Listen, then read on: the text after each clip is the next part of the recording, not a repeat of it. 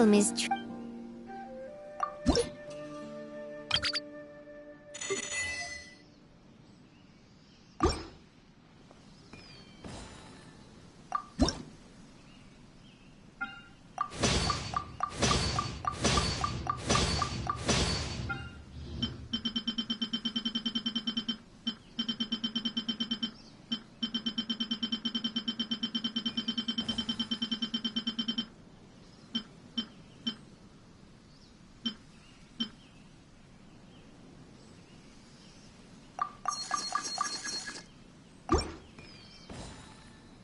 If you ever have any...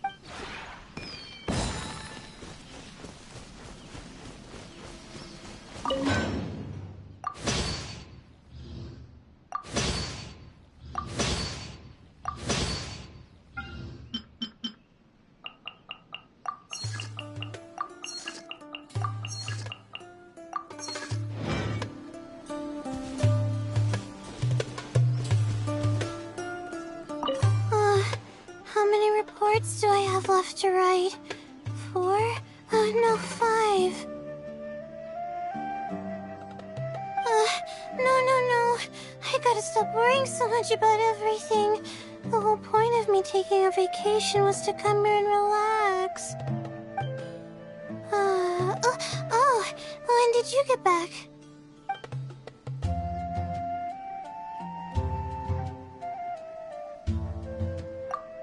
Sure, that would be nice. Let me think about what would be interesting for you. I know.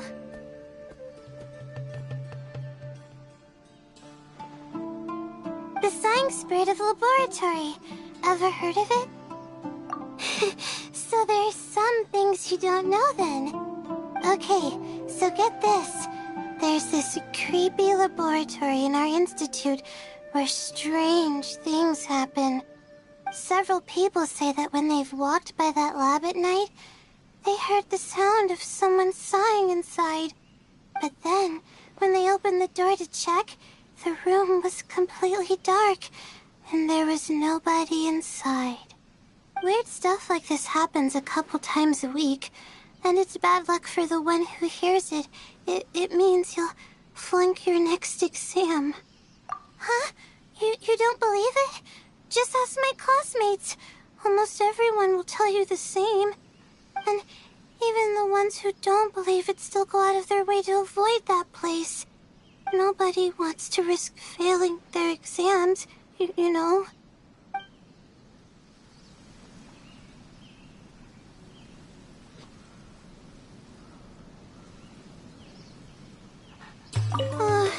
How many reports do I...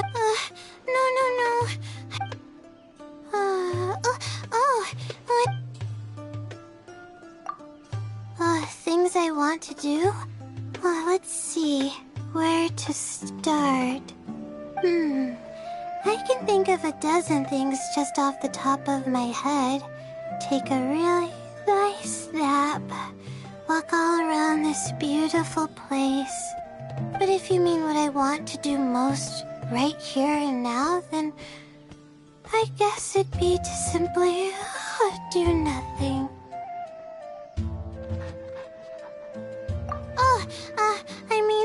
You're so nice and all, and everything here just makes me feel so comfortable. I didn't mean there's anything wrong with this place. That's not what I'm trying to say at all. Okay, thanks. As you can see, I lack confidence no matter what I do. There's always something worrying me. I'm under a lot of pressure and it really stresses me out. I don't know if I'm studying hard enough or how my future will turn out. Whether it's studying or even just life in general. There are so many things I have yet to get the hang of. And I'm always scared that I'll miss something important. I'll never be able to forgive myself if that happens. It's exhausting, but I guess you already saw that. Which is probably why you suggested I take a vacation and get some proper rest, right? Well, At least I was smart enough to figure that out. And to realize that I should really take you up on your offer and make sure I get a good rest for once. Alright, it's decided. My mind needs a rest. Oh, perfect. Let's go relax and just let the day pass by.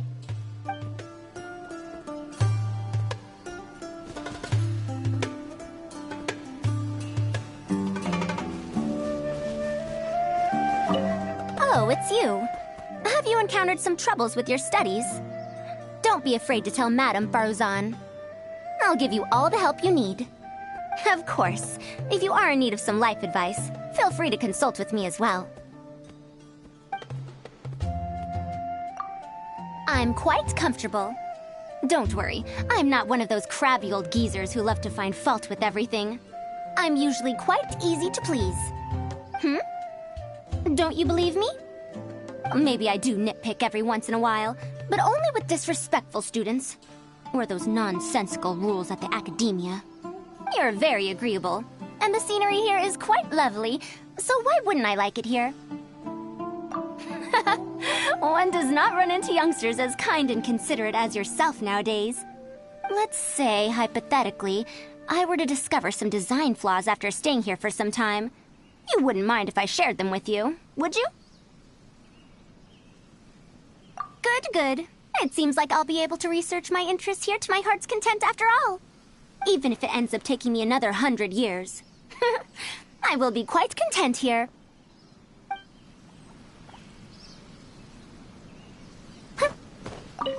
Oh, it's you. Of course. Speaking of chatting, I once contemplated this concept in quite some depth. So here's a question for you. What sets conversation apart from other means of information exchange, such as debate or passing on a message?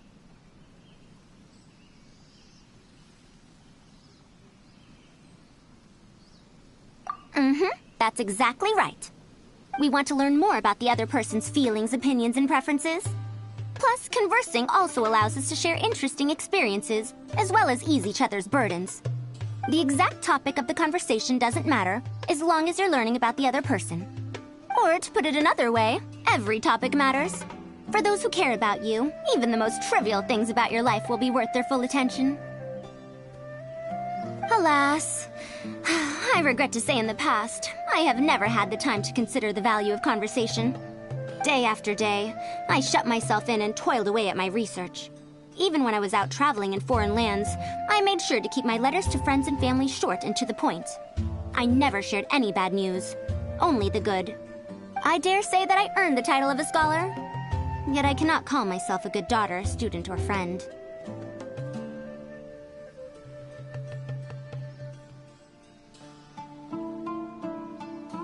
Thank you for your concern. But there's no need to fret. You know me. I'm not one to dwell endlessly on the past. I say all this only as a reminder to myself. It's important to appreciate what you have in the here and now, to value and cherish the people you are close to. All right, there's no need to flatter me. If you agree with my sentiments, why don't you help me put them into practice? As someone I greatly value, you may occasionally find yourself in receipt of a letter from me, or indeed I may approach directly for a face-to-face conversation. I just hope you won't find me to be excessively chatty.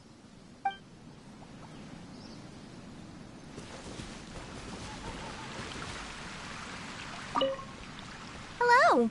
If you'd like to just... Yeah, let's work together and make a big, shiny, golden statue and place it out where everyone can see. That's right. I've been thinking about what this place is lacking. And then it hit me. What's missing is more shiny gold. At long last, my tastes are beginning to rub off on you, my young apprentice. All right, we'll make a Mora sculpture. Because this place could potentially serve as my base, naturally it should be to my liking. But let's get one thing straight. This is a collaboration between you and the eminent Lord Sangama Bay. So, You better bring your best to the project. I prepared all the tools and raw gold a few days ago. Anyway, I'll cover the expenses this time, as long as you perform the labor. Okay, enough idle chit-chat. Come talk to me when you're ready to get to work.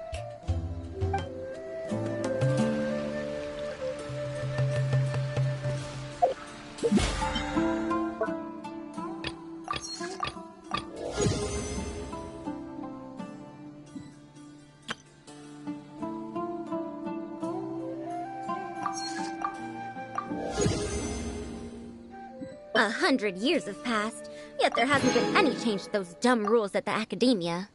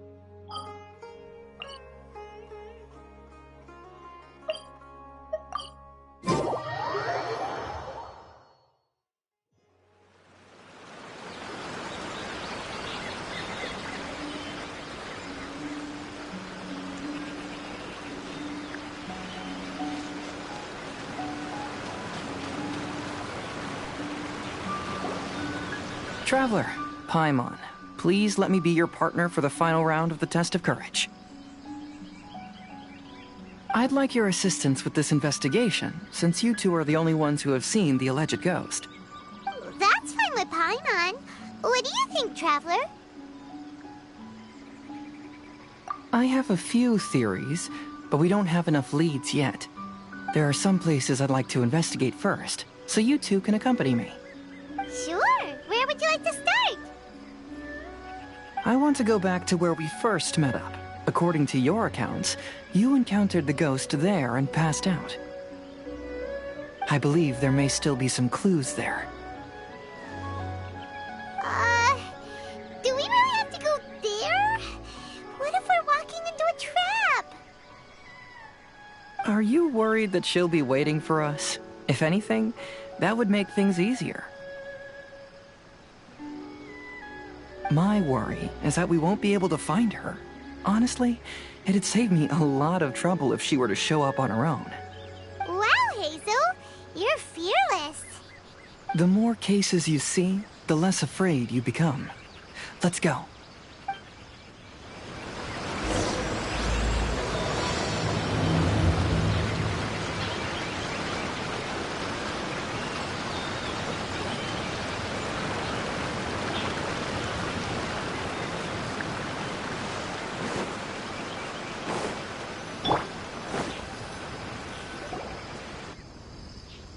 This should be approximately where you first encountered the ghost. Of course, we cannot conclude whether the woman is actually a ghost or not at this point, but I'd like to go over everything that happened again. Do you recall anything she said at the time? Let Paimon think. She warned us not to go near her, and she said if we didn't leave, our souls would become trapped here. Paimon doesn't want to remember that moment. Paimon's shivering just thinking about it. And then what happened? Then, everything seemed to get darker, and Paimon started to feel dizzy. There were ghostly flames flickering all around, and Paimon saw some sort of black mist surrounding the ghost, and then Paimon passed out. Based on your account, it does really seem like you've seen a ghost. Exactly! So are you convinced it was a ghost now? It's possible, but I'm more interested in what she's actually trying to achieve than what she is.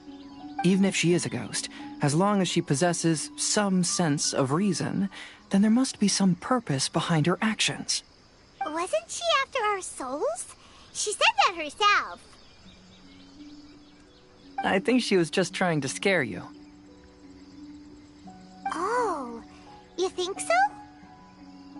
Think about it.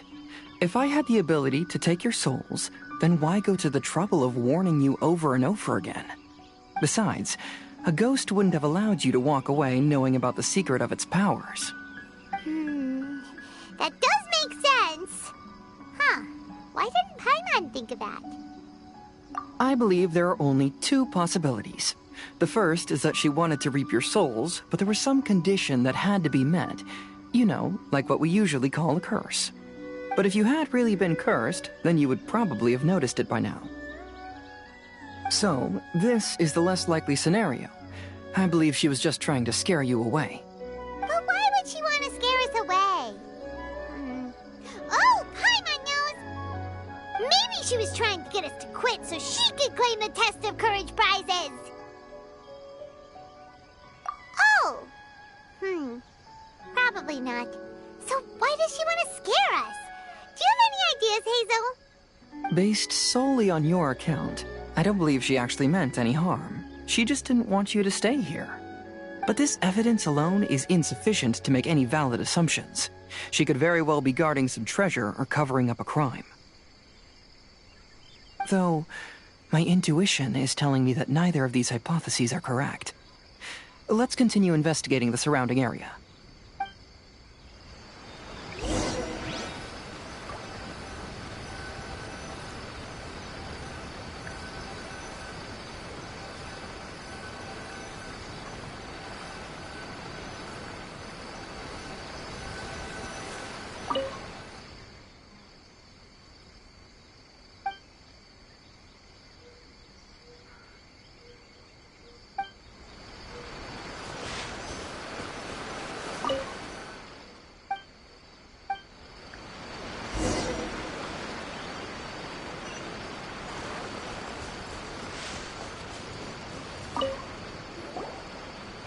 Have you found any leads yet?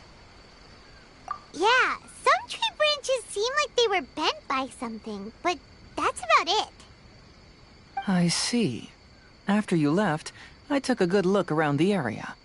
Aside from the bent branches, there are burn marks in some places, but that doesn't really tell us much. If only there was some more conclusive evidence. Excuse me. Sorry to interrupt. Oh, it's you guys! What are you all doing here? We heard you were out searching for clues, and we wanted to help. Oh, that's really brave of you. Actually, we're also really unsure about what's happening here. We just asked the members of Mr. Ito's gang about what happened to them, and it sounded really scary.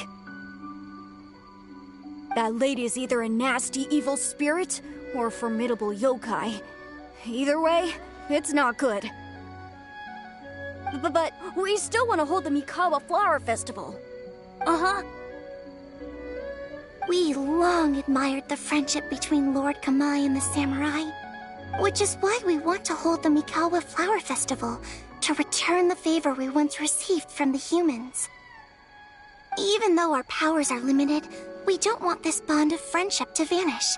The Mikawa Flower Festival is meant to be enjoyable for everyone. The Chinju Forest covers a large area, so it'd be great to have more help in the investigation. Welcome to the team. Let's all do our best to figure out what's going on. Don't worry, we're very familiar with the area. We won't miss any clues.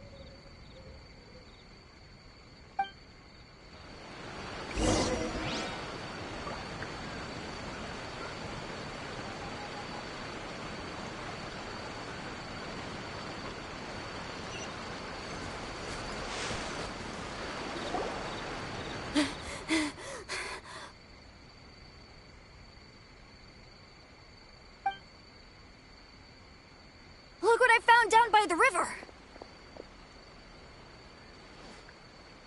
Huh? What is it? Is it a scrap of black cloth? I've never seen fabric like this before. This is a piece of shade cloth. Shade cloth? Yeah, it can effectively block out light and is used in a variety of settings, including stage performances. There's a rough tear in the cloth, probably caused by a sharp stone, or maybe some branches. Branches? Suppose that a large shade cloth was originally hung from a tree, bending the branches. When the shade cloth was removed from the tree, perhaps one of the corners caught and the branches ripped it, causing a small piece of black cloth to fall into the river. Either she didn't care, or she was in too great a hurry. Perhaps she had other things to handle at the time. But why would she hang shade cloth in the trees? I'm only speculating, but maybe she used it to create the atmosphere you experienced. Let's not worry about that for now. There's still many variables I haven't deduced yet. Next, I'd like to investigate the place where the Arataki gang encountered her. Do you know how to get there? Oh, I know the way. I asked the gang members where their encounter with the ghost happened when we were chatting earlier. I'll take you there. Good. Please lead the way. Let's go find out what's going on.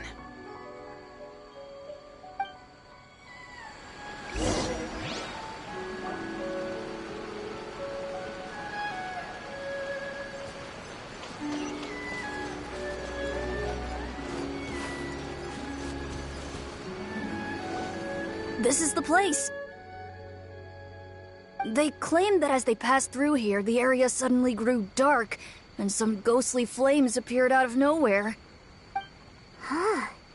What a coincidence. We saw the very same thing.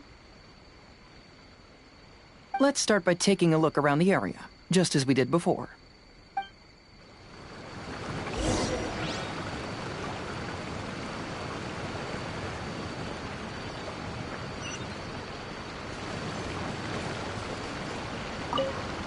I found some sort of smashed ball under the tree. The inside of it looks like it was blackened by smoke, and it smells like fireworks.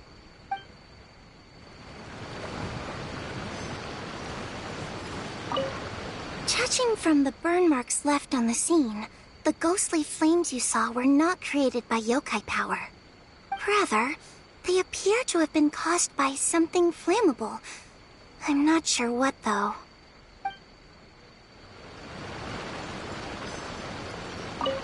There's some strange powder in the cracks of these stones. I picked some up and sniffed it to see what it is, and it made me really dizzy. Ugh, I'm so tired now.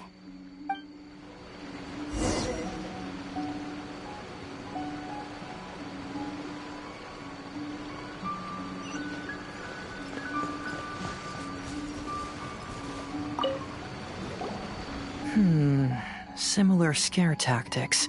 And she didn't have the time to completely hide the traces. I believe we're closing in on the truth now. I'm almost certain that the woman you encountered was not a ghost. She possesses no extraordinary powers. She was merely scaring people with some small props she had set up ahead of time. Some small props? But can you really do all that with just some props? What we saw was absolutely terrifying. First and foremost, the test of courage contributed to the unsettling atmosphere here. You were initially frightened by your first encounter with these three yokai, and then shortly after, you ran into the mysterious woman. It was natural for you to be on edge. Because you were already tensed up, you were breathing more rapidly and inhaled a lot of sleeping powder that she had sprinkled around the area. That is what caused you to feel dizzy.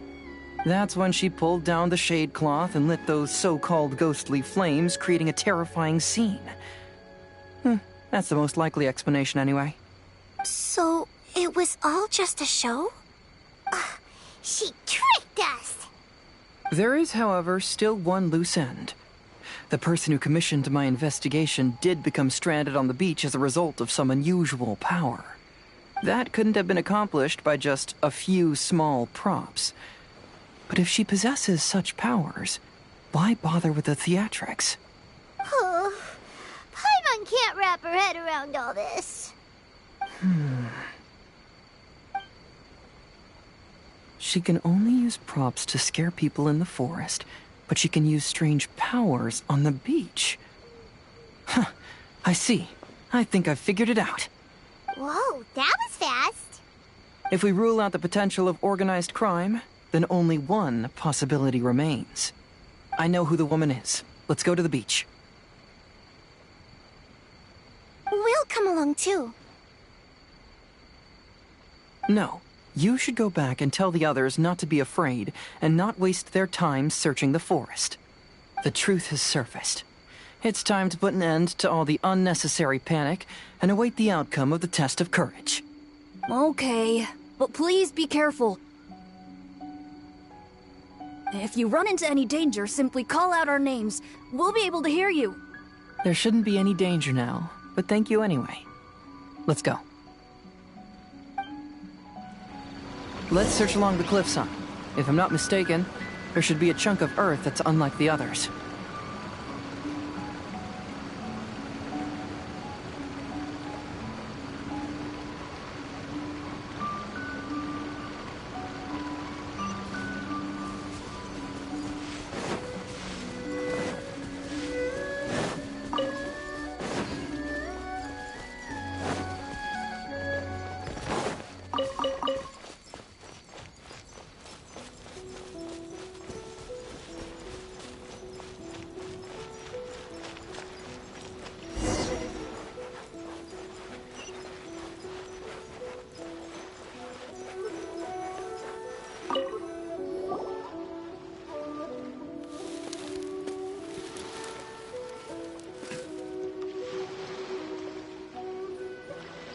I knew it.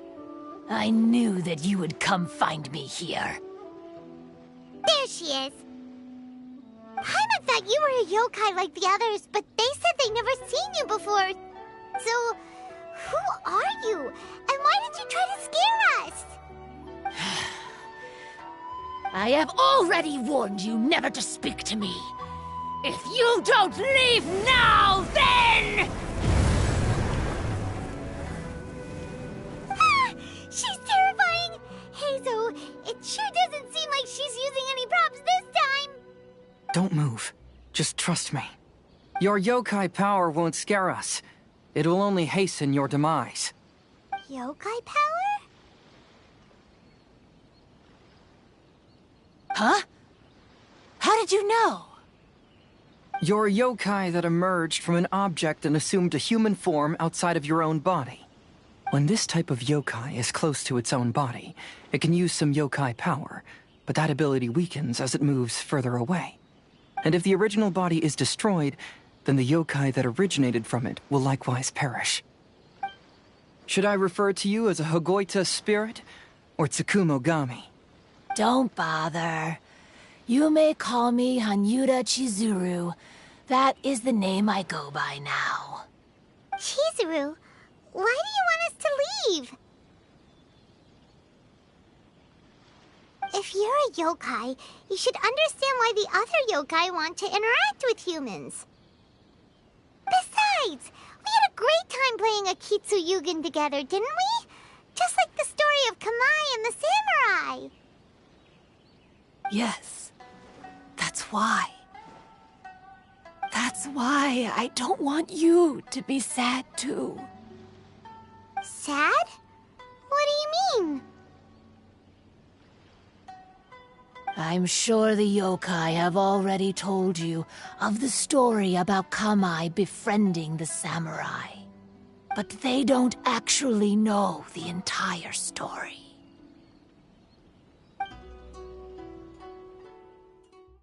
The samurai was about 25 years old when they met at the festival. They met again 10 years later and remained friends. They spent time together drinking, traveling, and sparring. When they had first met, they merely respected each other, but 10 years later, they became best friends. After After another decade, the samurai had reached the pinnacle of his swordsmanship and won their duel by a narrow margin. Kamai was so astonished by his defeat, he gave up drinking and began training to become stronger for their next duel. However, another 10 years later, Kamai did not meet the samurai. As it turned out, war had broken out in the south, and the samurai had gone to defend the border. Kamai was unconcerned, because 10 years was nothing in a yokai's lifetime. But when they met once again, Kamai discovered that the samurai was already 65 years old. He couldn't believe his eyes when he saw the samurai's gray hair and scars covering his body. Hey, old friend. Can you still wield the sword? I'm getting too old to fight. This time, I've come to say goodbye. I see. Then, how about one last game of Akitsu Hazara? All right. The samurai gave his best effort during the game, but had to quit halfway through because he was too weak. After putting down his agoita, Kamai remained silent for a long time before letting out a long sigh. What a shame. Their friendship started as something they looked forward to, and in just a few decades it turned into regret. Lord Kamai's appearance hadn't changed, but his dear friend in front of him had grown old. The joys of friendship gradually gave way to the pain of regret. People often say that those outside the situation can see things more clearly, and I learned a harsh truth after witnessing all of it. Everything that people come to regret is inevitably set in motion from the beginning. We yokai are different from humans. We have longer lifespans and different natures, but we share the same world. We interact with one another. We are drawn to one another, and will eventually part ways. When the dream ends, all that is left are sorrowful memories and lingering pain. Even a wise and seasoned yokai like Kamai felt sadness when it was time to say goodbye. Imagine what a pure and kind little yokai would feel. Oh. So, you mean... I was hiding on this beach, waiting for the last of my days. But those 3 yokai came and set up the Akitsu Yugen here, which woke me from my slumber. I didn't want them to approach humans with unbridled optimism and enthusiasm just because they'd heard the legend of Kamai and the samurai. That would simply be repeating the same mistake. Is that why you pretended to be a ghost? To scare all the people away from here? Oh, so you must be the one who trapped that guy on the beach. That was a little bit harsh, don't you think? My power has become pretty weak now, and most of the time I just use some props I've collected to scare people. I can't show myself when there are a lot of people around. But that jerk was greedy. He wanted to steal the decorations from Akitsu Yugen and sell them for a profit. That's why I used my yokai power, to teach him a lesson. Ah, so that's what happened. You have a strong sense of justice. By the way, how did you know the rest of the story about Kamai and the samurai? It's okay if you don't want to tell us. I've already figured it out. Your true form is this pair of Hagoita, isn't it? Hagoita? Oh, wait! So that means she's... The pair of Hagoita used by Kamai and the human samurai to play Akitsu Hazura hundreds of years ago. You gradually developed sentience after being influenced by great yokai power. You were the closest to witness their story. Even with the yokai power's blessing, The Hagoita have started to rot away after hundreds of years. You can't sustain yourself, so you were forced to rely on props to scare people. And if my theory is correct, this pair of Hagoita is also the item we need to find for the third round of the test of courage. Excellent work. You figured it all out. Congratulations, little ones. You've passed the third round of the test of courage. Miko? And the Shrine Maiden? Paimon thought you went missing! I apologize for causing you concern. It was actually Lady Yai's idea. Well, what did you think? Were you scared? Because fear is induced by uncertainty, the more chaotic the situation, the better. Having the event staff also mysteriously vanish only added to the uncertainty. I must say, I think this test of courage truly lived up to its name. So you're the one responsible for all the scary stuff! Hitomi, go tell the others that the test of courage has ended and that we have a winner.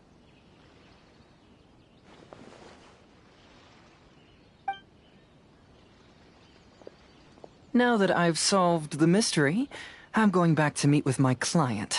The intent to steal is not exactly a serious crime, but it can't go unpunished. I'll see you two later. Miko, did you choose the Hagoita for the third round of the test of courage because you already knew about Chizuru? Miko, Lady Yae, you're... I followed Kitsune Saigu around the Mikawa Flower Festival one year and saw her play Akitsu Hazura. That was when I saw you. You didn't have a human form at the time and possessed only the earliest traces of sentience. I remember now. You were on Kitsune Saigu's shoulder. I went for a stroll on the beach some time ago and sensed a familiar yokai power. Though your power was weak, I was still able to find you. You were sitting in a tree, gazing at the tourists below. I overheard you telling yourself that you must be patient and avoid contact with humans. Huh? When was that? I didn't notice you at all. With your powers being so diminished, it was only natural that you didn't notice me. You must have been blaming yourself all this time. You knew Kamai and the samurai became friends as a result of Akitsu Hazura, a game connected to your existence. At the time, I couldn't take on a human form like this. I had only a hazy sense of the outer world. After they first met at the Mikawa Flower Festival, I felt proud to know that I had left a mark on their story. But after they said their final goodbyes, I could often hear Kamai sighing to himself. I couldn't help but hide, because I blamed myself. When I woke up again, the world had changed. Lady Yae, you are a well-known yokai. You must know many more things than I do. So I have a question for you. People meet, become friends, and then go their separate ways. After such a short time, they leave only regret and sadness in their wake. Is it really worthwhile for us yokai to interact with humans? Why not? Tell me, how did you feel when you played Akitsu Yugen with the Traveler? I felt happy, but... But your rationality told you that it was wrong, didn't it? It turns out that there is still another piece to the story of Kamai and the samurai that you are missing. What do you mean? The samurai and Kamai never met again. True, but the story doesn't end there. That samurai's name was Yanagibashi Takuto, who also happens to be the founder of the Soran Ishin art. It is believed that Takuto developed this style of swordsmanship while dueling with Kamai, who had also befriended the third-generation heir of the Soran Ishin art, Tominaga Masanari. 500 years ago, Kamai and Tominaga fought side by side until their final moments, and the sword Tominaga wielded was passed down from Yanagibashi. the regret Kamai once felt had finally been resolved. Oh. I never knew. We yokai are not like humans. Humans have too short a lifespan, and the day will inevitably come when we must say goodbye. However, the bond formed by friendship will not be broken, but rather carried on in a new form. There's no reason to be upset by this. Time flies by in an instant, and life passes by like a dream. So, you must be happy in the present. You should understand what I mean now. Hey, compadres! Ito, what are you doing here? Hitomi told me everything. And I also heard that you won the last round. I even know who the ghost lady is now. Anyway, I had a little discussion with the others, and, Hey, you're that fox lady. Why are you here? Please just disregard my presence. Now, tell us what you discussed. Ah, right. All right, listen up. To celebrate the end of the Test of Courage event, we will be holding the Mikawa Flower Festival. I gave it some real thought and realized that it might be kind of difficult for those little yokai to hold the festival on their own. But with my help, it won't be a problem. That's right. Arataki, the one and only Ito, will be in charge of organizing the best Mikawa Flower Festival anyone's ever seen. Hooray for Ito! Oh. Can we really trust this guy with the festival? Hey, what you trying to say? Besides, it won't just be me. Other people will help too. Even my bro Ayato is gonna be there. Everyone's busy getting ready, and the festival will be up and running in no time. It won't be long until you can all join the fun. You're the best, Ito!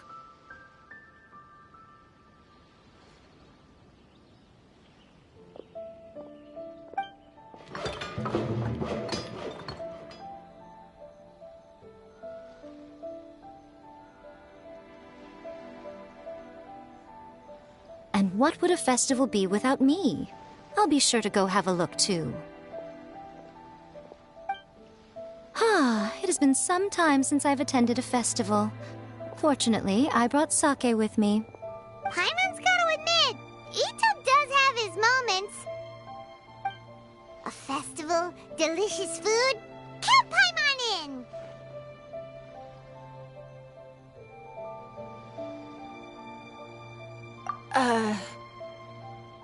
All right, I'll join.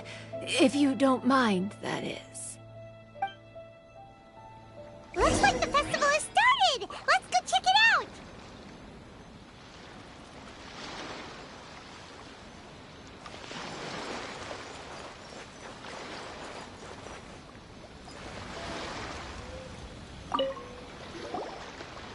Ito and Goro! What are you two talking about?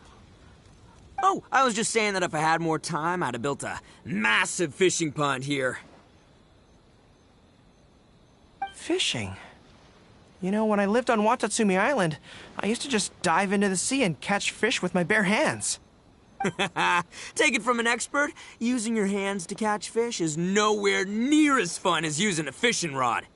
Just the other day, I caught a fish so big that I didn't even know how to handle it. I even wrote a letter to Yae Publishing House about it.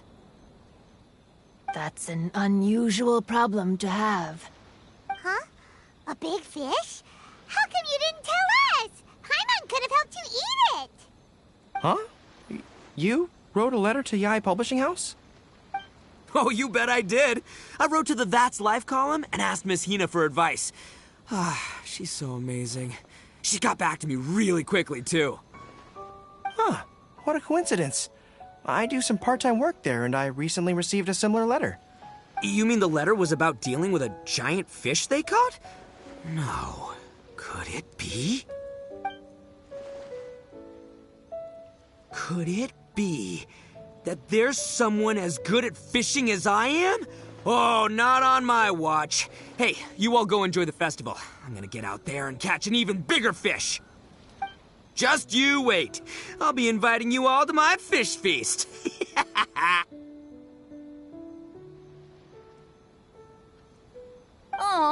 the string snapped.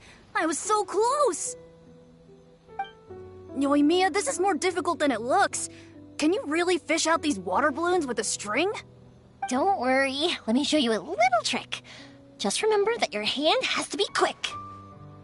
Yo-Yo Tsuri! Paimon's seen this game in some light novels before. Do you want to give it a shot? Close one eye, aim carefully, and fish it out quickly. Oh, it looks kinda tricky. Paimon will let the traveler try. You have to catch at least 3 water balloons since there's 3 of us. But Yoimiya, if I close one eye, I won't be able to see anything.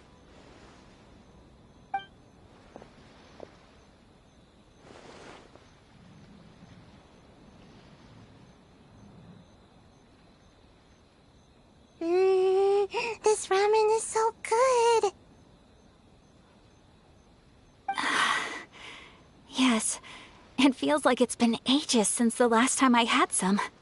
You mean you don't get to eat ramen very often, Ayaka? But it's so delicious! Oh, it's you. We'll need 2 more bowls of ramen, please. Food like ramen and hot pot tend to have a lot of oil and salt, so I don't get to eat them very often. Oh, that's unfortunate. Yeah, now Paimon totally gets why Ayaka would put cake into hot pot. Huh? Oh, please, no need to bring that up again.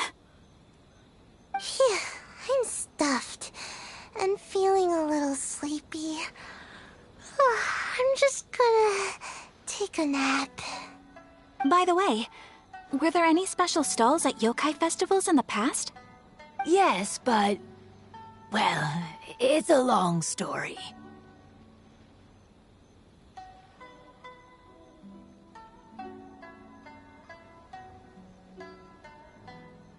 Paimon can't believe you couldn't get a single water balloon. You've gotten rusty.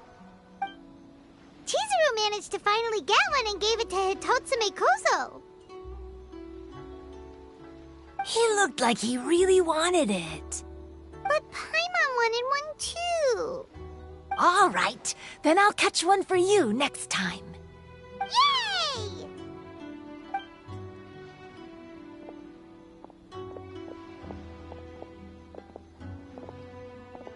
Come on now, this is way more expensive than usual. Even if it is a festival, you shouldn't hike up the prices this much. Hey now, it costs money to run a stall. I need to raise my prices to help cover the expenses, you know? Fair enough. How about 5 masks for 30% off?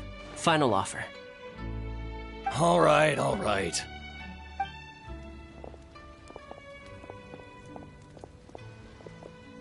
It's so hot. Feels like I'm being roasted here. Don't get too close. It's better to keep a few steps back. I know. It's just so rare to see such a nice bonfire. I want to get as close as I can to enjoy it. There are many beautiful things in the world.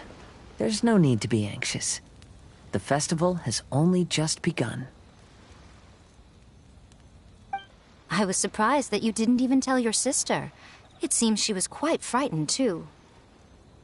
It would have been uninteresting had I told her what was going to happen ahead of time.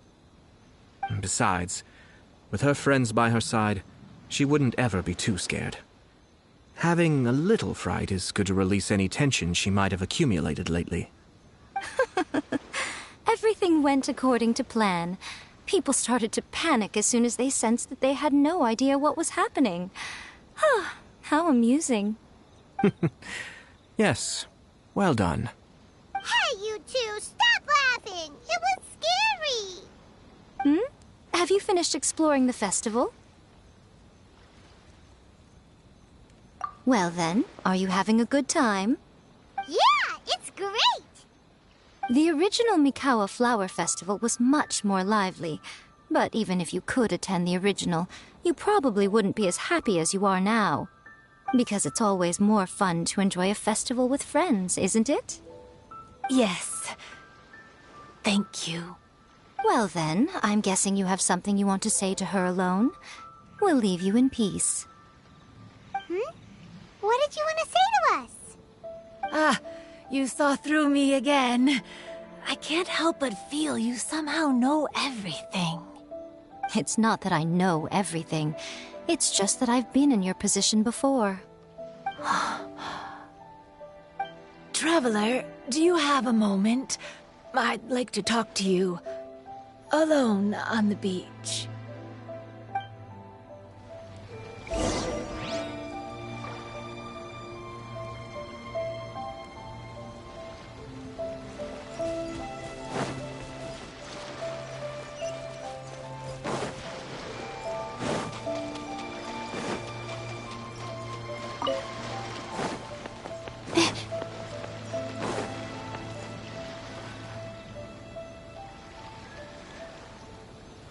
All right, here will do.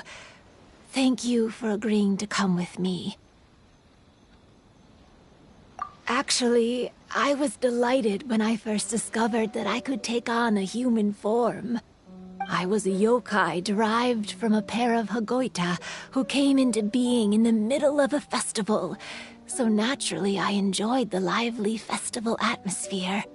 I wanted to go to more festivals, become friends with humans, and play Akitsu Yugen with them.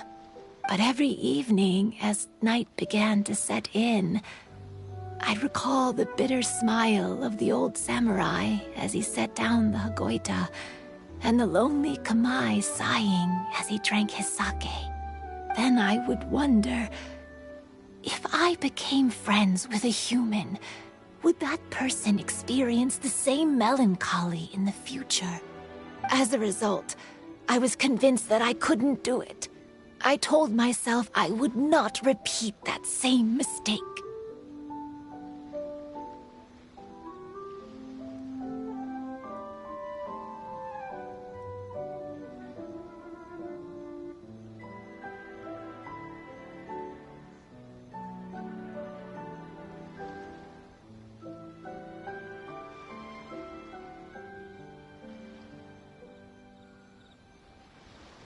I'm sorry that I spoke so strangely when we first met.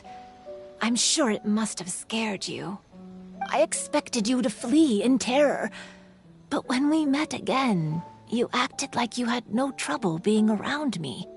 I knew you mistook me as one of the yokai, but instead of telling you the truth, I went and played Akitsu Yugen with you.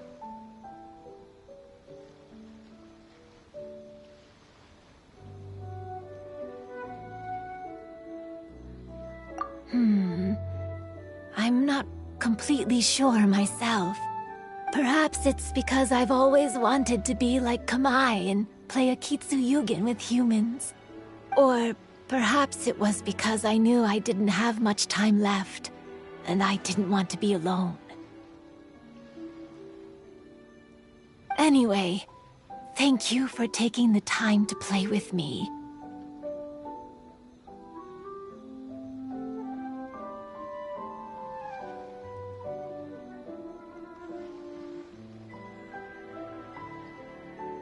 When we played Akitsu Yugen, Paimon said the loser would have to grant the winner a wish.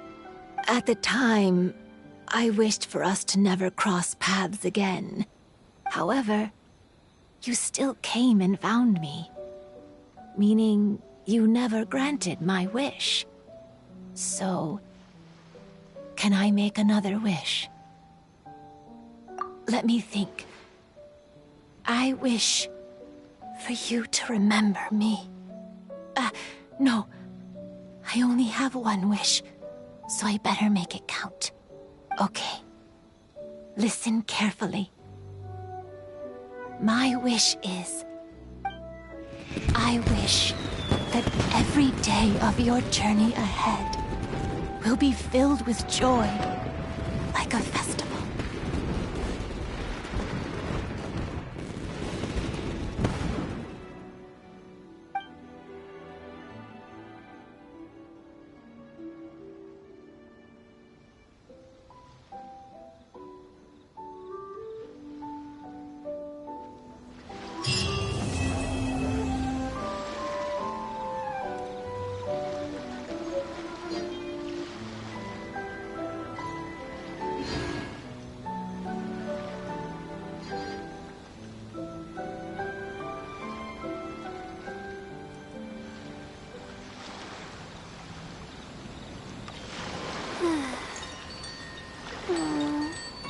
Okay.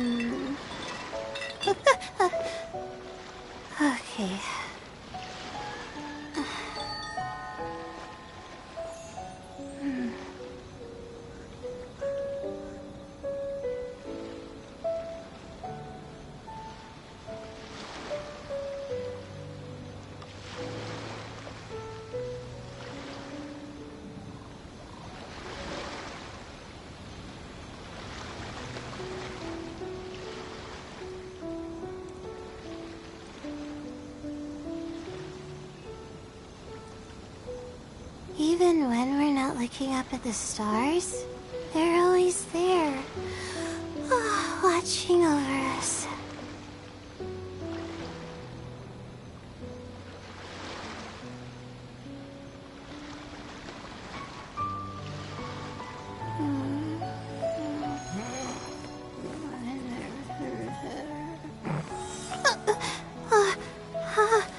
How did I do that?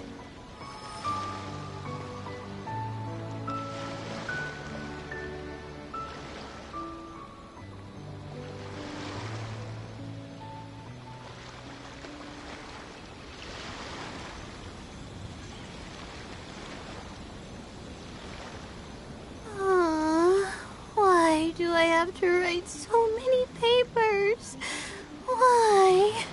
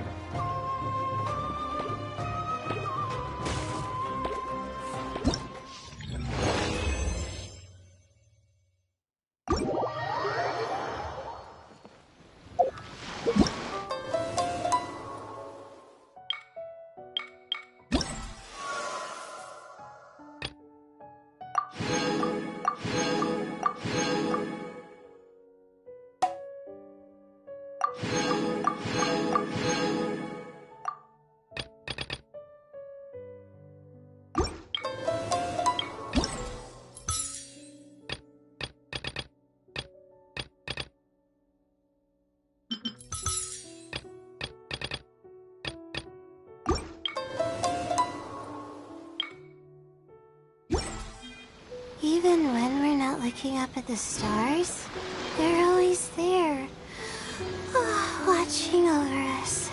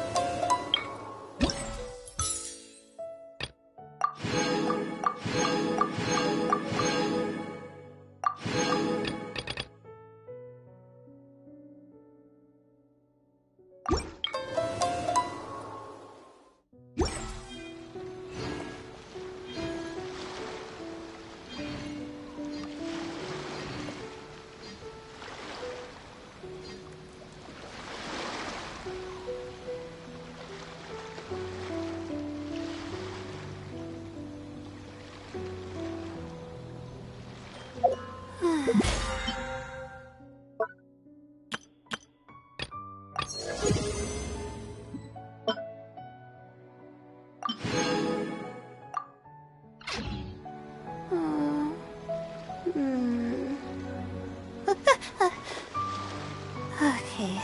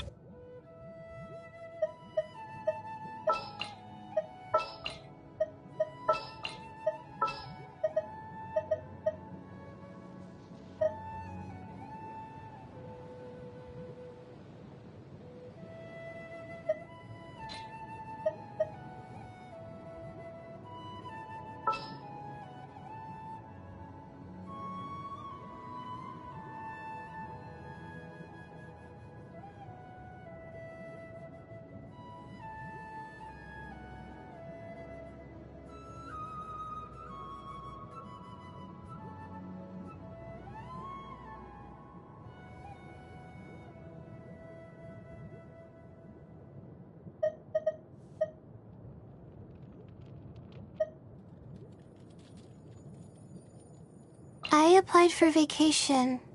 You remember too, right?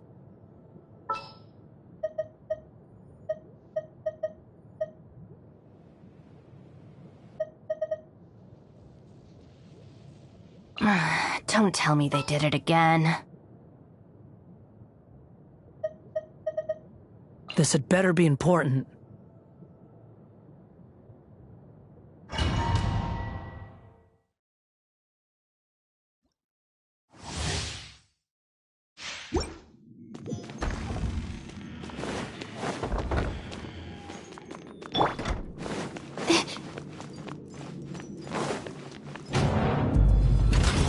Let it be known that divinity is mine!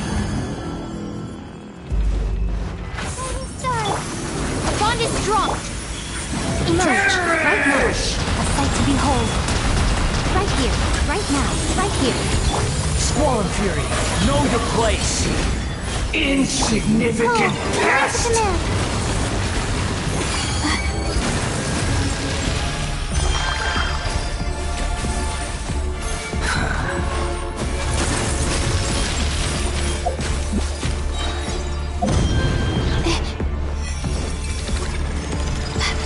At my command, you shall fall! Tuck right there! Lightning, purified!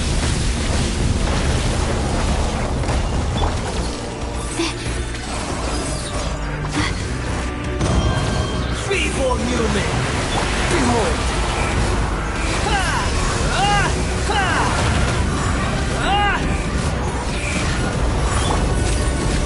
Don't be scared. The night is cold.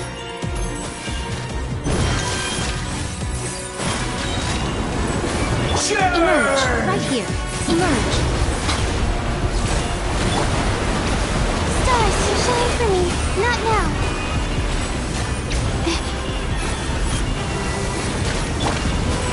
My endless cycle begins! You dare to gaze upon me? My guiding stars.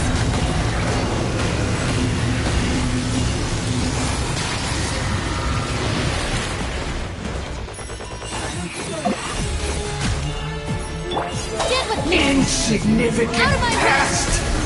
The night is cold. Don't be scared. Right now, right here, right now. Squall and Fury!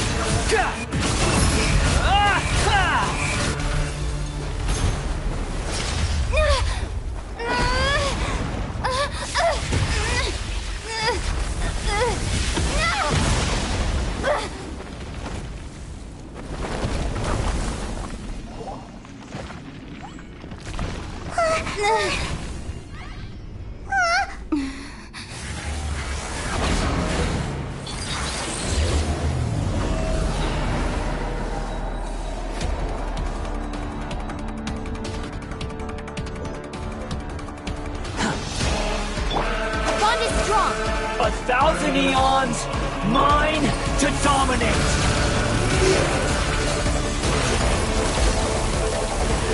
Right here. Emerge. Right now.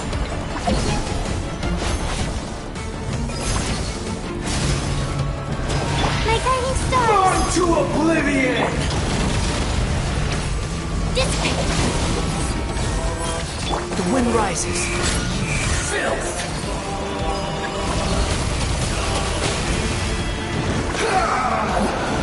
That's far enough!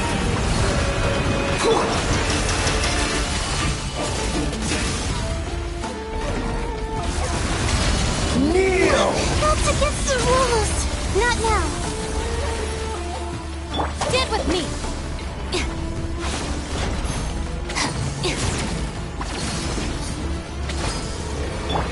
Reality is My guiding pain! stars!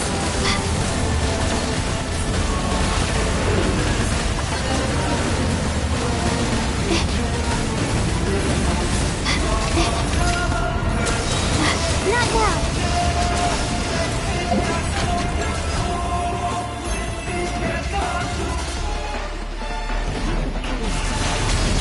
Kneel!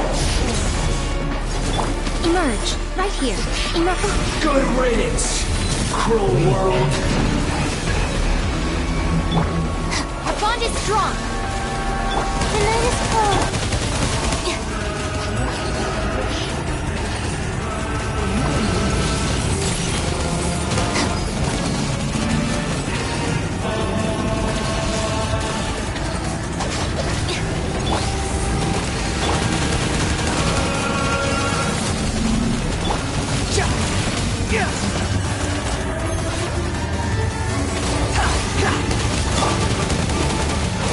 Not now! Dissipate!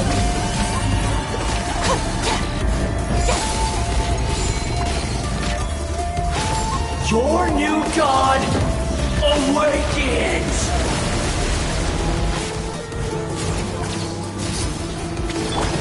My guiding Burn stars! to oblivion!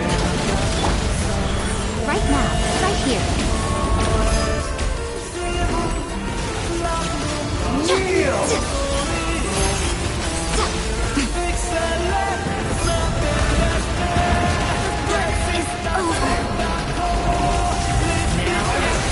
Your eyes are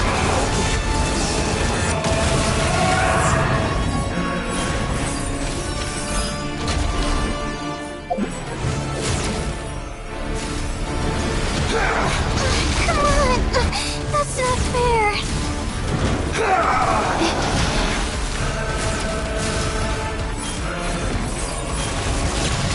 Kneel!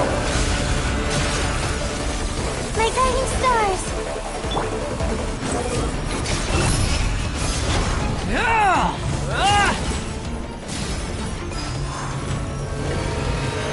Reality is pain!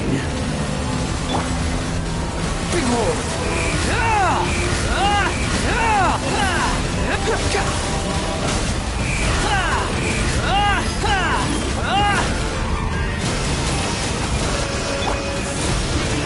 Oh, mine to commit.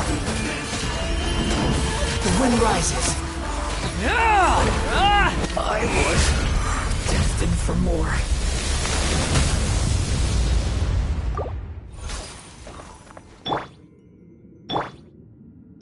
Stand with me!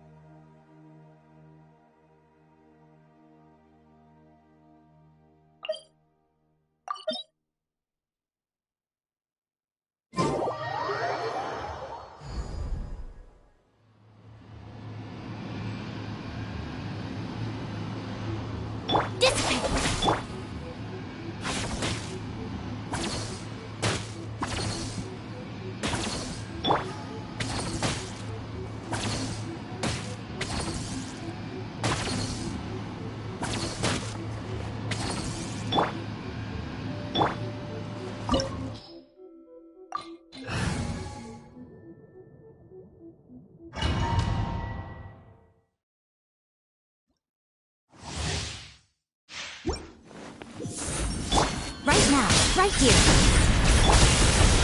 Behold!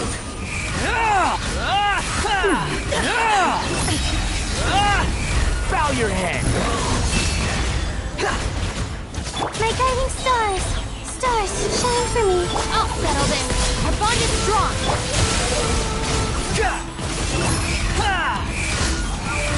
The eye sweeps the land! Not now! Right now, emerge, right now. Stand with Inferior. me. The wind rises. Strike dead!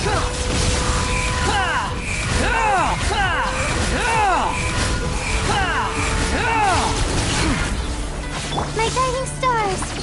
Lightning Don't be falls scared. on the land of Out of my eternity! way. Our bond is strong.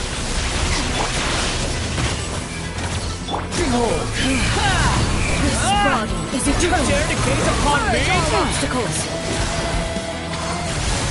Purge all obstacles! The night is cold. Emerge, right now. Squall Fury! Inferior! You're dead! Not now! Cold! Mine to command! Witness! Right here, Final emerge, right here. calamity! Dissipate.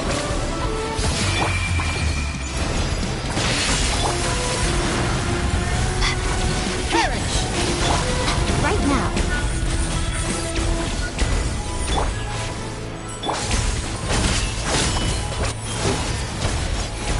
Behold! Eternity is in my hand! My guiding stars!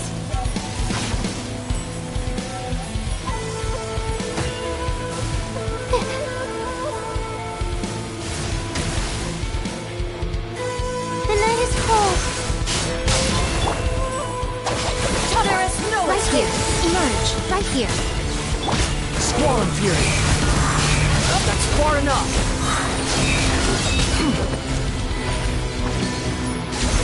Purge all obstacles! My guiding stars! Don't be scared. The wind rises. Bow your head!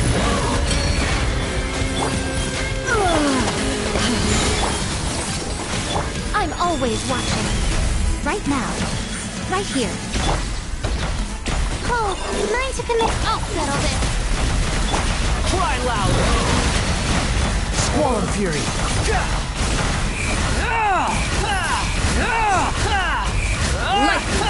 That's far enough! Your fate is decided. Only emptiness awaits. And once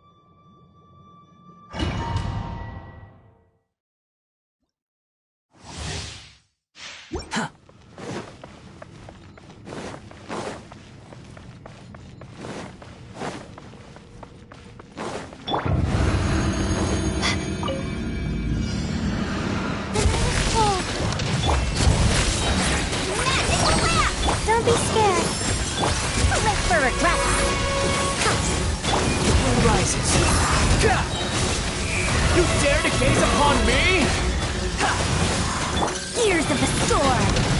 My guiding stars! Stars!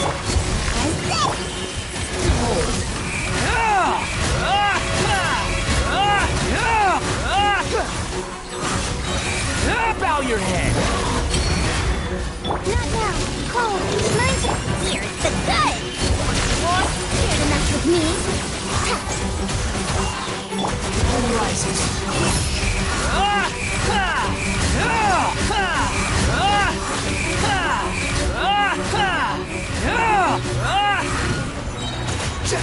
Wretched vermin! Too slow.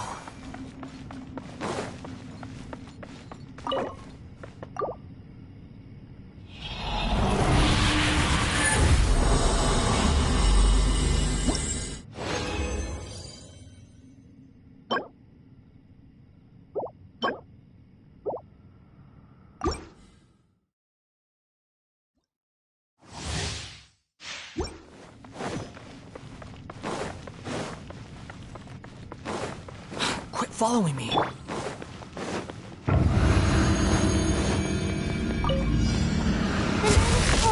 Stars! Shine! Truth repeats itself!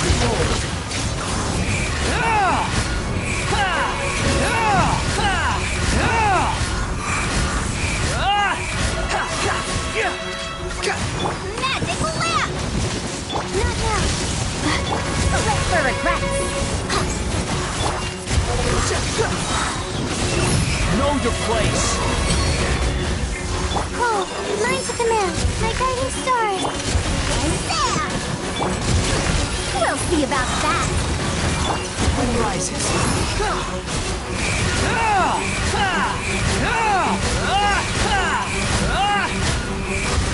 The night is cold!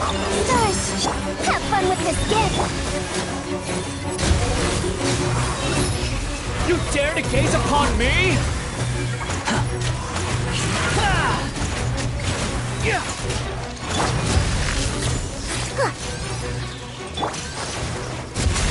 Not now!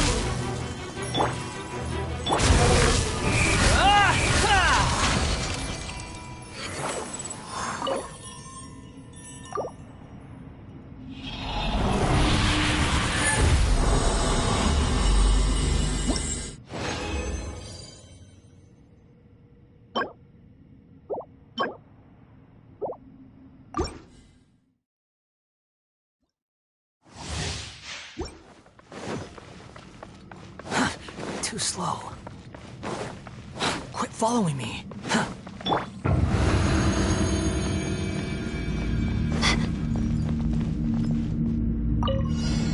Cold! Mine's a command! Here's the good! Here to mess with me?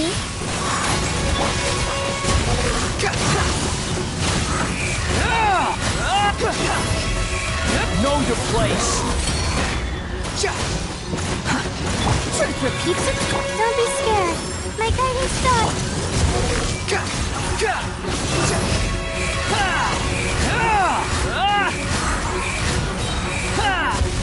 Unsightly insects! Cold! Mine's a command!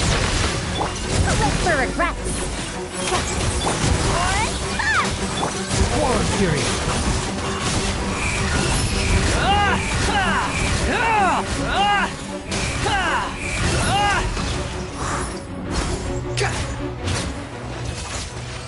Quit following me.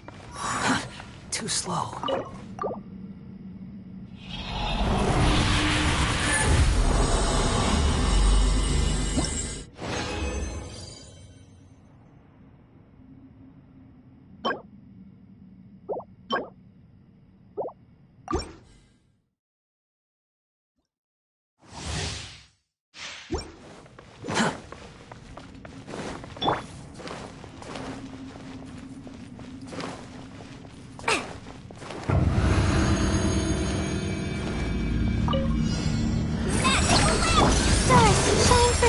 Not now! Here to mess with me? You dare to gaze upon me?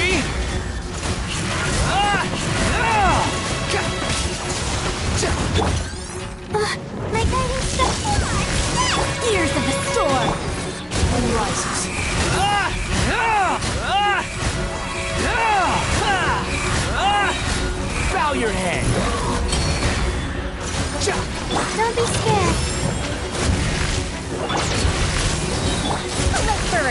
Let's swing the...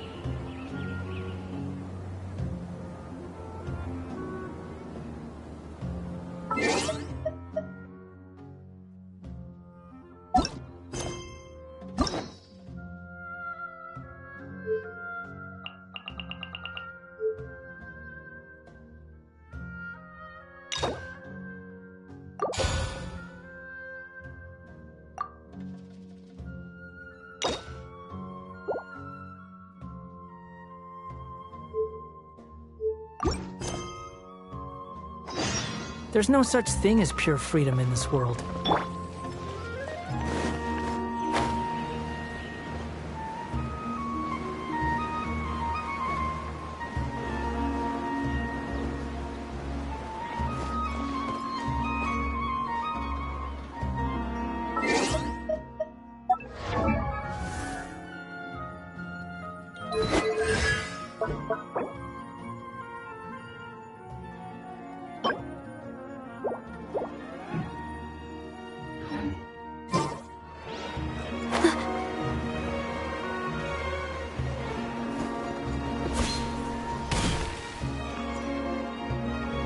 Hello, traveler. Have you ever heard of a moment of dreams? Oh, that sounds like some kind of sweet drink. I'm afraid not. It's the name of an event we started to hold regularly. Dreams have become quite the hot topic in Sumeru, and many people are excited to share the dreams they've seen at night. The same goes for me. The last time I dreamed was when I was but a little child, so I can't help but feel excited and nostalgic about dreaming again. Oh, right. Everyone's able to dream again now. Yes, we organized an event to give everyone with new dreams a platform to freely share their experiences. And thus our event, A Moment of Dreams, was born. So, it's kind of like a fireside chat. You could say that. We hear all sorts of wild and fabulous stories every day. Really, why not have a listen for yourselves? Yeah, but to us, dreaming is as normal as breathing. Wait, but if there are free drinks and snacks involved, then Paimon might consider it. Oh, really? So you mean you've already seen many dreams? But no need to get so excited. It's really nothing special. No. We need experienced participants like you to share your experiences with dreaming. Please allow me to address you two as dream experts.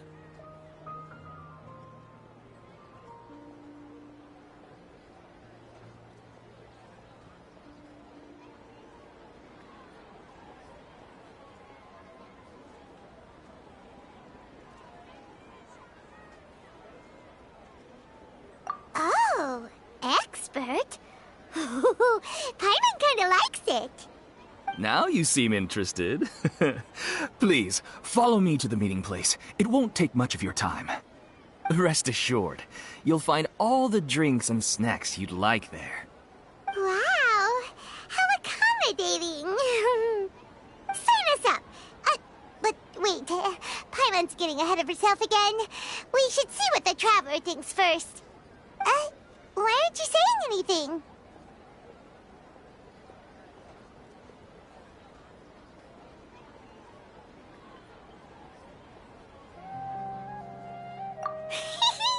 Alright, hurry up and take us to be dream experts! Very good. Follow me then.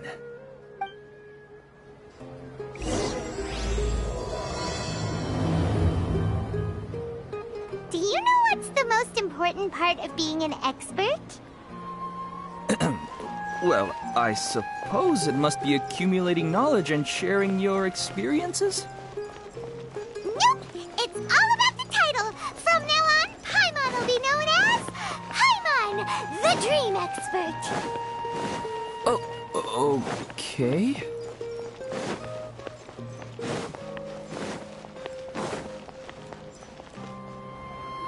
Sorry to interrupt, everyone. We finally have some real dream experts joining us. Esteemed experts, this way, please. Now, if anyone has any questions, please feel free to ask them. They must be dream experts from another land. Great! Oh, I have a question. Me first! No rush. Everyone, please line up and ask in an orderly fashion.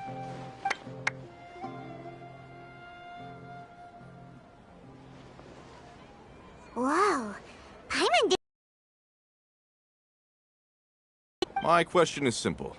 My everyday life is very difficult, so I would like to become a slime in my dreams. How can I do that?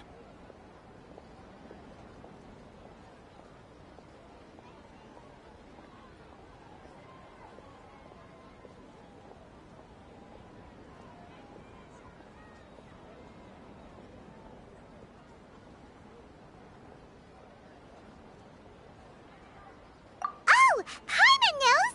Paimon's had this kind of dream before, so she knows a thing or two. The first time, Paimon became an animal slime. Paimon was shot by an adventurer's arrow and flew in the sky all night long. The second time, Paimon became a dendro slime. A group of kids thought Paimon was a radish and pulled out all the grass on her head. Oh, it was super painful. The third time, Paimon became a cryo slime. In the end, Paimon was captured by a chef and turned into a smoothie. And the fourth time, Paimon became a powerful Geo slime and went to take revenge on the forest boar that used to bully Paimon. But then the boar showed up with all of its relatives and Paimon lost again. Wait, why did all of your dreams end so tragically? Because slimes are monsters, even though they look cute, they usually cause trouble and end up getting killed by adventurers. Things don't tend to end well for monsters. Believe Paimon. I suppose you're right. They are monsters, after all. I just want to experience a different life, but it seems that becoming a monster would be even worse than my current life. Maybe I'd be happier if I became just a regular finch. Or fish. Looks like being an expert is way easier than Paimon imagined. Next! Oh, it's my turn. Esteemed expert, I want to know what posture I should sleep in so I can have the same dream as the one I had last night. Well? Hey, you're supposed to be helping. First, why don't you tell Paimon about the dream you want to have again? Oh, it's quite ordinary. I sat and chatted with my wife on a sunny day, listening to the breeze blowing through the valley. Why don't you just find your wife and talk with her? There's no need to wait for a dream. Well, unfortunately, she passed away. Oh! Sorry. Paimon shouldn't have assumed anything. No, it's fine. I didn't make that clear. I just want a chance to see her again. Yeah, it's not really about posture. What you think about right before falling asleep is probably way more important. Oh, is that all I have to do? Think about it. If you're the one thinking about her, and you're the one that'll be dreaming about her, then it'll be easier to connect your thoughts and dreams. You do have a point. I'll give it a try tonight. Thanks for your wise advice. Oh, my turn. I want to know the name of the plant in my dream. I want to bring the souvenir box to my room into my dream. I dreamt of a raven flying over the wasteland last night. Does that have any kind of special meaning? Hey, no rush! One at a time!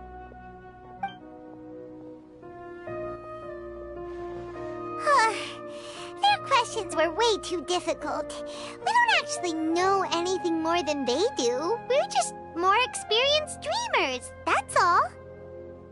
You do have a point. It's more rewarding to explore and contemplate the meaning of a question than to focus on the answer itself. Right now, these people are like wanderers who've starved for 3 days and 3 nights and are desperate to replenish their energy. Any explanation they get now is like pure sustenance to them, no matter how good the explanation really is. Oh, and now that Paimon has said that, you know who comes to mind? Bingo! If she was here, she'd probably be making some similar analogy. Unfortunately, she's super busy right now and may not have time for gatherings like this. Dear experts, we have another guest who would like to consult you. But you saw how we answered all the questions just now. We're not really all that knowledgeable. Ah, but this guest is rather special.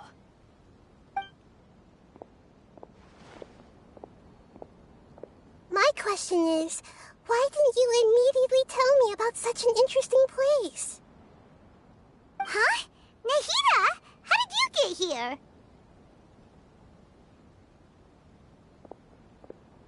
Interesting events like a moment of dreams don't happen every day after all. No matter how busy things are, I'd still set aside some time to check it out.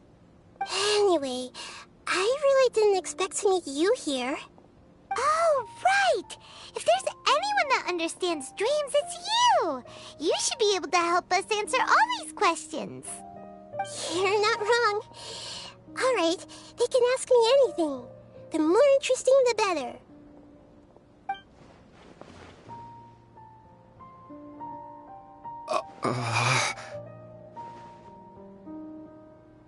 Huh? What's wrong? You were all so excited a minute ago. Why the sudden hesitation? Even so, it's not like I look super intimidating or anything, right? And in terms of reputation and renown, you've also done many great things in Sumeru, yet they didn't even flinch at you. Alas, the interesting questions have all vanished in an instant. It appears I'm the one spoiling the fun here. I'll see myself out. That's not true, Nahida. I don't want to get in the way of the original purpose of a Moment of Dreams, which is to let people gather here and freely share their marvelous dreams. Now the atmosphere here is like water poured into a container. The water is more secure and settled, but it has lost its free-flowing nature from the river. I just want it to be another drop in the water, not the cold and restrictive container. She's sulking. Hey! It's all right, everyone! No need to be shy.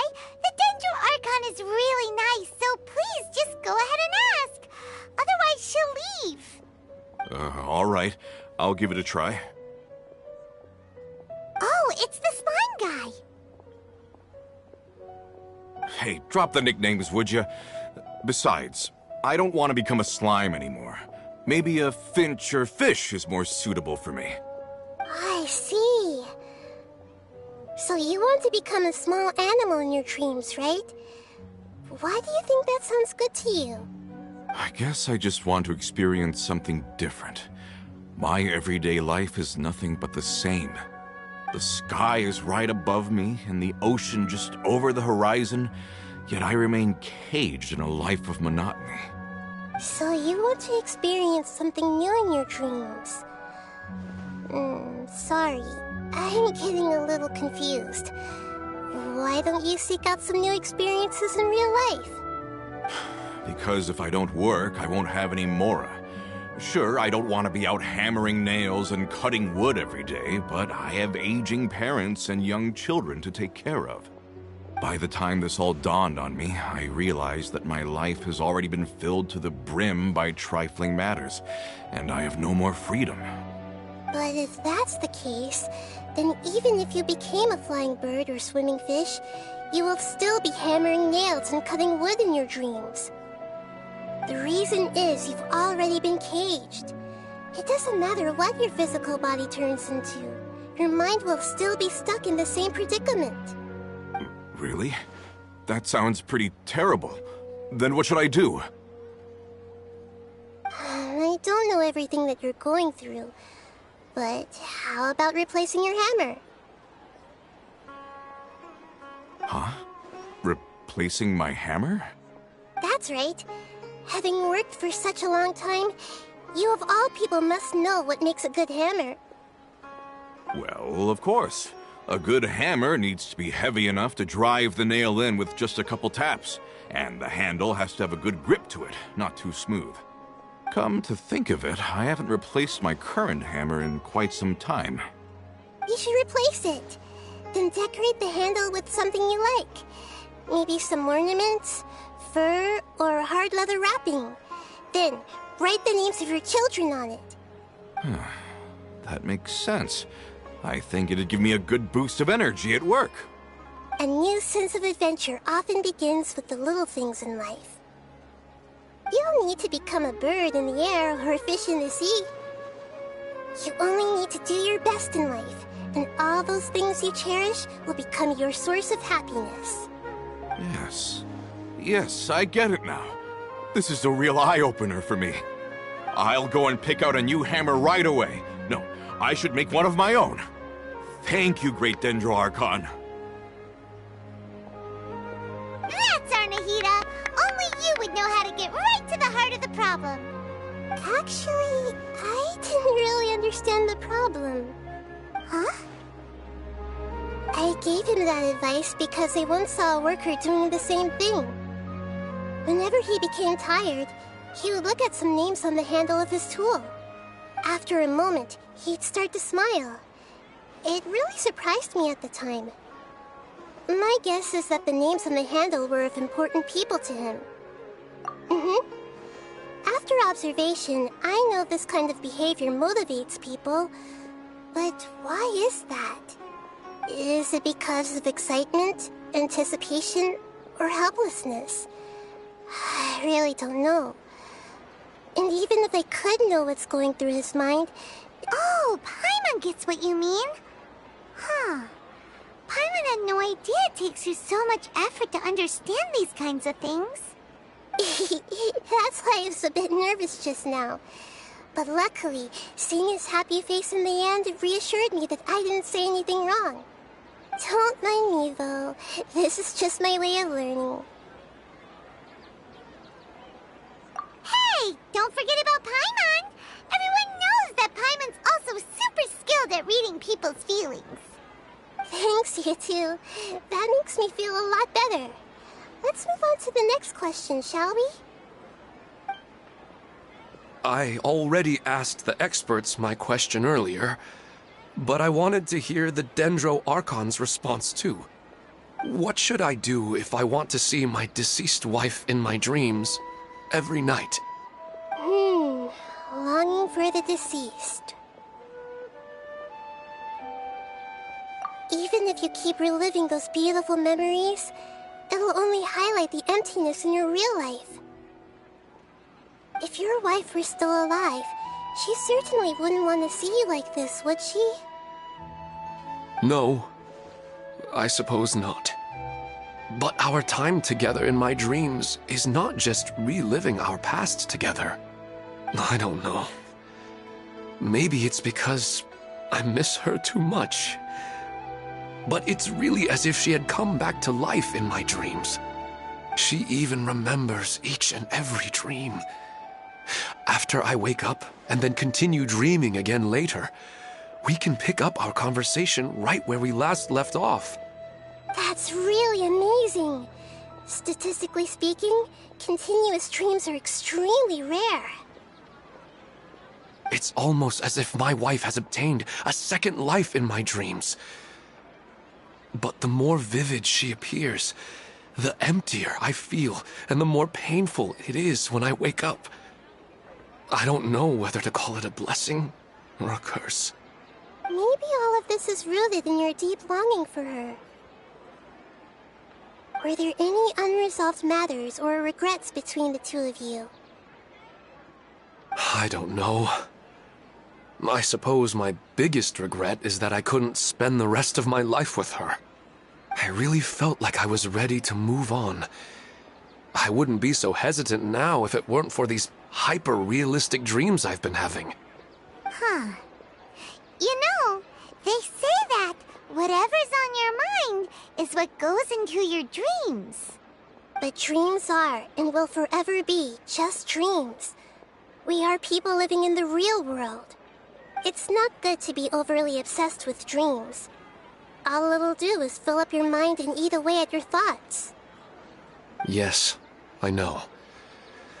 That's why I'm also a little disappointed in myself. I still need to take care of our child. And it's probably not good to let her see me in such a state. Anyway, thanks for your advice, Great Dendro Archon.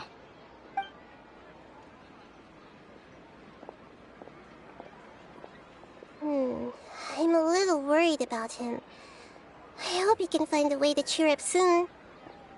I think I can handle things from here. You don't need to stay here if you find it boring. You're here to have a good time, after all.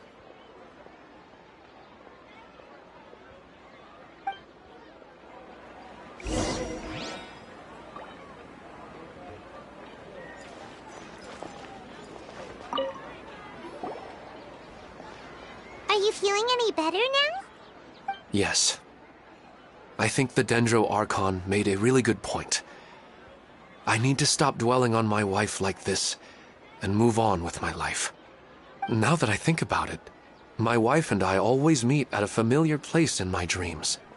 I know where that place exists in reality, but it's a bit far and dangerous. I don't dare to go there on my own. But at the same time, I feel as if I should go and have a look anyway. Otherwise, I'll keep on feeling like everything is covered in a haze, like I'm only half awake. Once I can stop dreaming about that place, I'll probably be able to get my life back together. Actually, you two are adventurers, right? If it's okay with you, could you escort me to that place? Yeah, it might also be a good chance for us to unwind. Even if you can't see your wife there, taking in some nice scenery will definitely help cheer you up. Yeah, I hope so too. Alright, go ahead and get yourself ready then.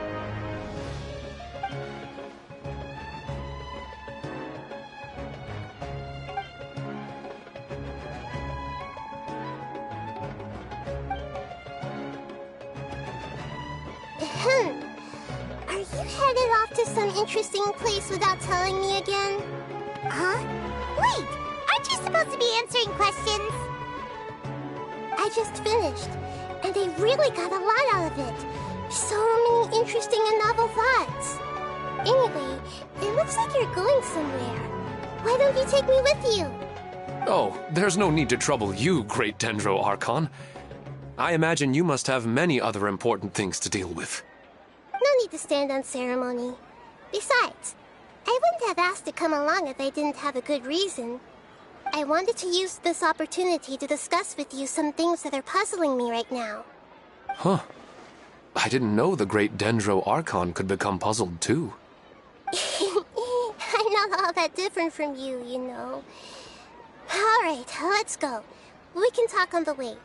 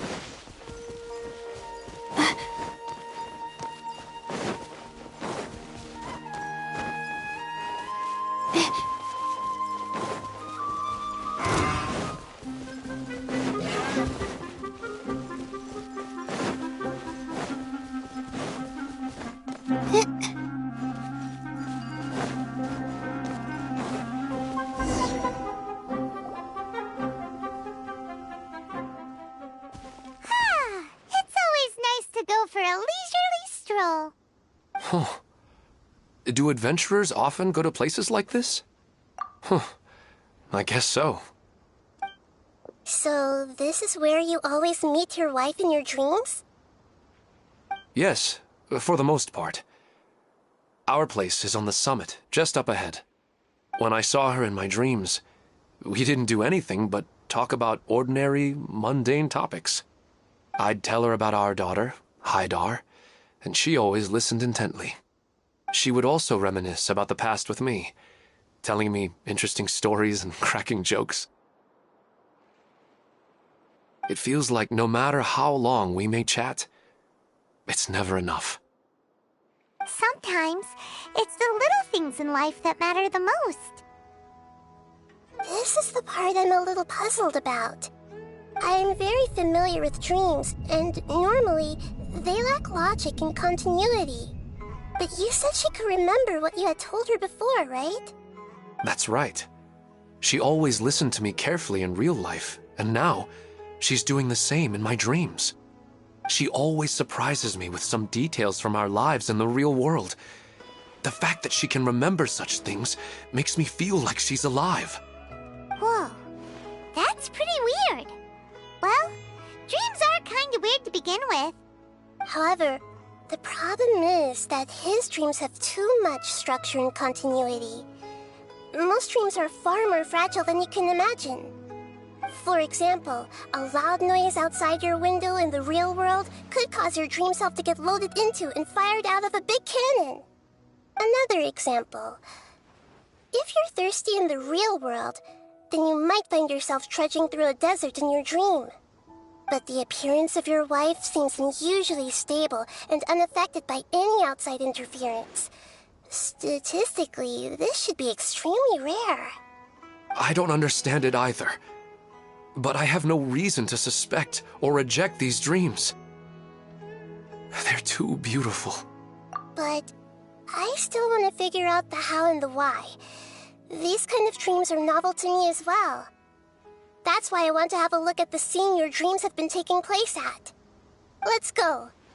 Just think of it as a nice little hike to the top of the mountain.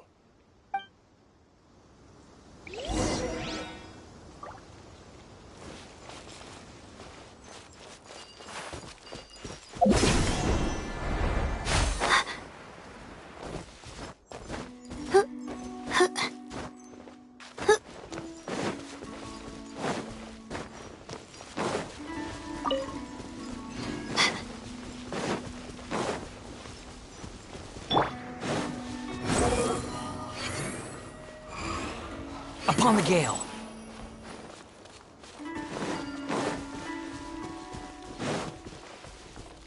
Quit following me. Well, he really wasn't kidding. This place definitely isn't safe. No matter. We'll just finish them quickly. Huh? Are you going to fight too, Nahida? Of course. This is all part of our little trip.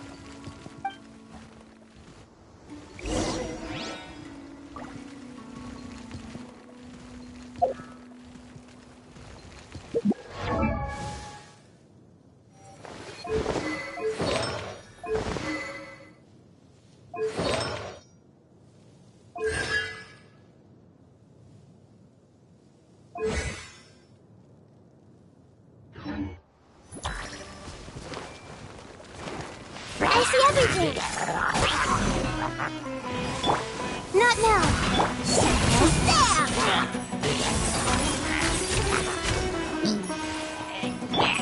Stars, shine for me! What's up? Here's the goods!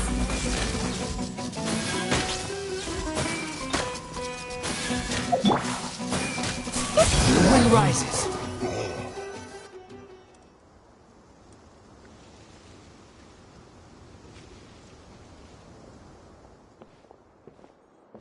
The scenery here is amazing! It also seems like a great spot for eating snacks and taking a nap. Paimon wouldn't mind spending some time here every day either.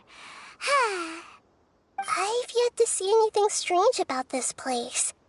I do not plan to deny the power of longing. Such an intense but unquantifiable emotion could indeed have the power to organize dreams. His wife must be a really amazing person. Huh? Wait, where'd he go? Oh, so you are waiting for me here? Well, guess what? I've brought someone amazing with me today. When the Dendro Archon said she wanted to come with me, I could hardly believe it. I'll bring Haidar once I'm more familiar with the way here. She's been telling me that she really misses you. Huh? What's wrong with him? There's nobody there. Wait, Minar. Don't go that way. It's dangerous. Uh-oh, he's gonna fall! Catch him!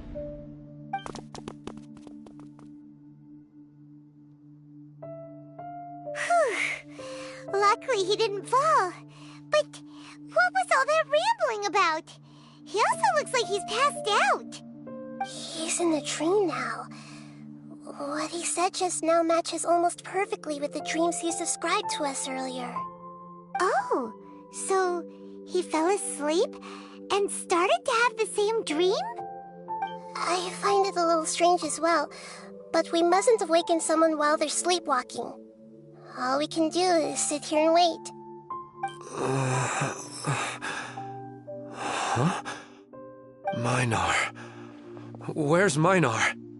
Oh, good! You're finally awake! What happened? Huh? Sleepwalking? Oh, right. It was all just a dream. The moment I reached the summit, I saw my wife, Minar, sitting there, and walked over to her. After I introduced her to you, she seemed a little flustered and started walking away. I told her to stop because of the cliff, and then she seemed to suddenly disappear. A strong wind started to blow around me and the sky grew dark. When I realized something wasn't right, I woke up. That sounds pretty wild. Maybe you were just too tired. I don't think so. I slept a lot yesterday, and I don't feel very sleepy now. Maybe we've affected the way his subconscious constructs dreams by following him here. Anyway, all that matters is that you woke up safe and sound. I think I know what happened now. I'm sorry. If it weren't for you, I would have fallen. Let's head back now. Don't come back to this place again for the time being. Oh, okay. Nahida, what's on your mind? Paimon's a little worried now. We still don't have enough evidence to work off of, so it's hard to draw any reliable conclusions yet. But I'm concerned that Ilmon's case may not be unique to him. Oh, right! Come to think of it, there were lots of people from the event who had vivid memories of their dreams. Right. And not only at a moment of dreams, there may be people like this all across Sumeru. We need to understand what's happening and the rate of its development as soon as possible. Then there's no time to lose. Let's head back. Stop standing there, Ilmon. Let's go.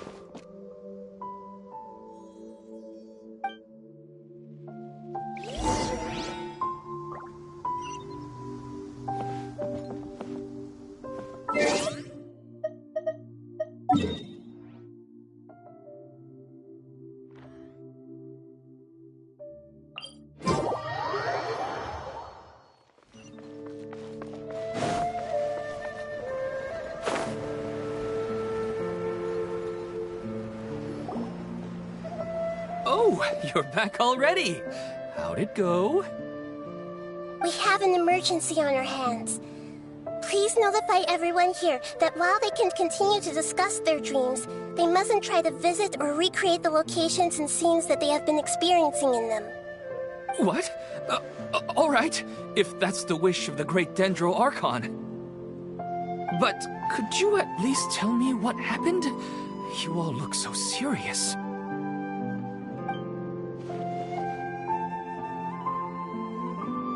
I see. I never knew even a dream could be so dangerous. Don't worry. I'll be sure to notify all the event participants and inform the other staff members about what has happened. Using the event registration list, I should be able to contact more people that were interested in dreams and warn them about the situation. Thank you. That would be very helpful. Let me confirm if all of today's participants are still here. Atta has already left. It seemed that he was on his way to make a hammer, so that shouldn't be a problem. Oh, wait a second. Where's Katya? Has anyone seen Katya? Has she already left? Oh, I think she already left. She said there was somewhere she wanted to go. Oh no. Did she want to look for the place from her dreams too? Can you tell us where she went? Yes, she did briefly mention it. Somewhere near Chatrakam Cave. Alright, thank you. We'll go look for her. Please help us tell the others not to do anything reckless. Sure thing. Who would have known things would have turned out like this?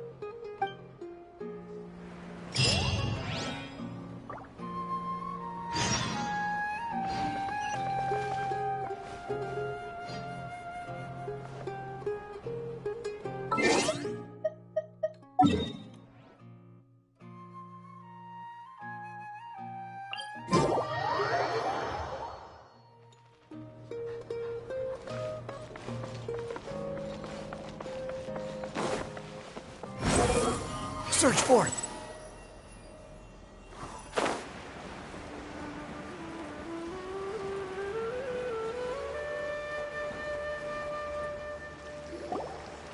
Look! She's sitting over there! And surrounded by monsters! Come on, let's rescue her.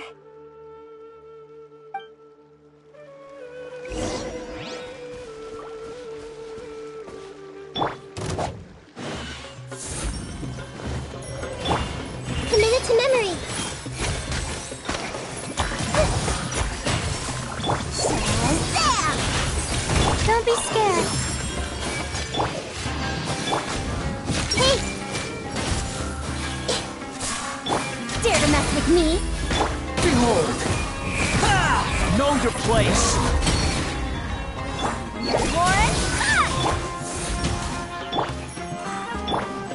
The Temple of Wisdom! Let's swing the deep! She seems to be in the same condition as Ilman earlier. Yes, but luckily she hasn't been injured or jolted awake yet. Let's carefully move her somewhere safer. See you tomorrow, Professor Aisha. Huh? Why am I back here again? Dreaming? But what about Professor Aisha? Oh, I see. It was all just a dream. Well, that makes sense. After all, it hasn't changed a single bit. Huh? What's it? Nearly 20 years, and it still hasn't bloomed.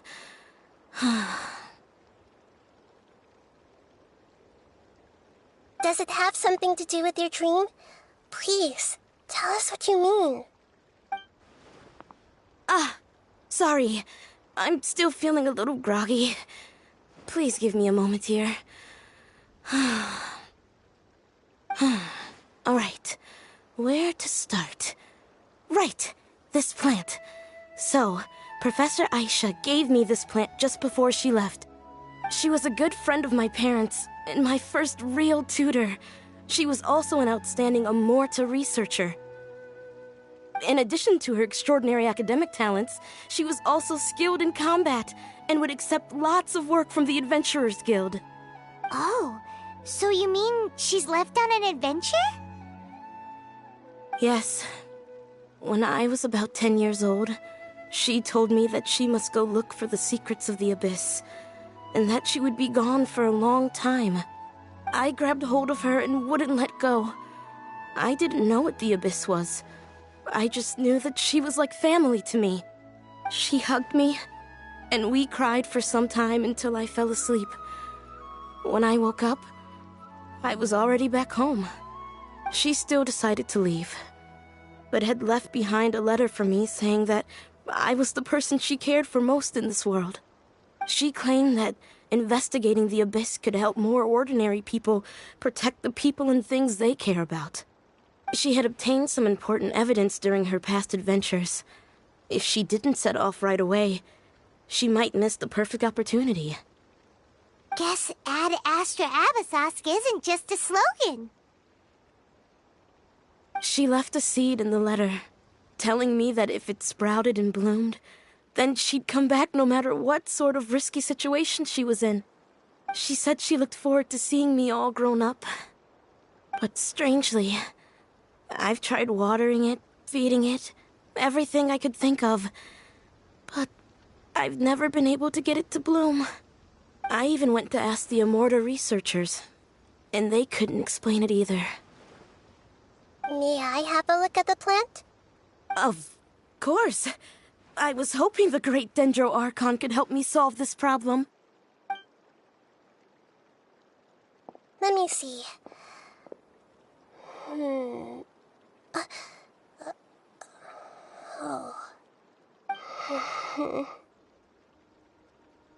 Huh? We've never seen that look on Nahida's face before.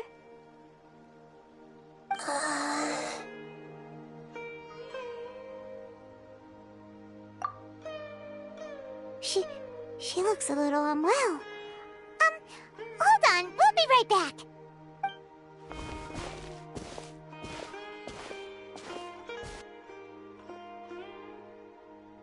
What's wrong, Nita? You can't tell what's wrong with the plant either?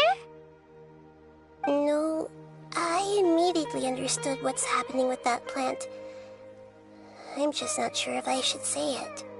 This plant is not known to the academic world. It's a new species that our teacher managed to cultivate by some special means. Judging by its features, I can tell from the moment it sprouted it'll never be able to bloom. It can't be. It means that this Professor Aisha she keeps mentioning might have foreseen the danger and was prepared to never return. From my experience observing people, she would undoubtedly regard this as a brutal revelation.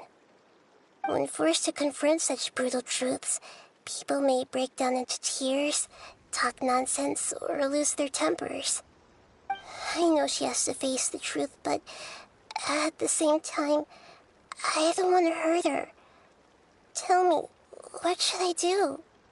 Yeah, that's a tricky one. Seems like you've already got a good idea of the feelings she might experience. But wouldn't that mean I'm just pushing it all on you? What if she just gets angry at you instead? It's all right. There are all kinds of people, and the examples you observed are just the most extreme cases. Okay. Thank you. Let's go back and tell her.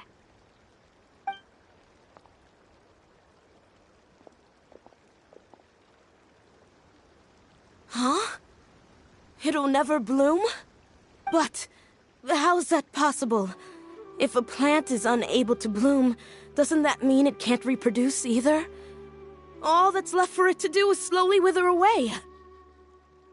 Are you saying she never intended to return? Seriously? So everything she said was a lie? But she meant well. Since the separation was inevitable, she hoped that you would be able to come to grips with such a cruel parting a little later in life. Yeah, her love, care, and attention to you, all those warm moments were real. I guess she had hoped that you could understand and respect her choice after learning the truth. I see. Sorry, I don't want to sound ungrateful, but it's just so much to take in. The dreams are so beautiful. Yet reality is heartlessly cold. I really thought she had come back. I had so much to tell her. These dreams may not be as pure and beautiful as they seem. Some kind of power may be exploiting your feelings. Really? Yes. So with that in mind, until our investigation is completed, please return to the event and ignore any further temptations from your dreams. I see. Thank you for rescuing me, and sorry for the trouble. Luckily, the plant didn't get hurt either. Otherwise, I wouldn't have anything left to remember her by. Thanks, Traveler and Paimon.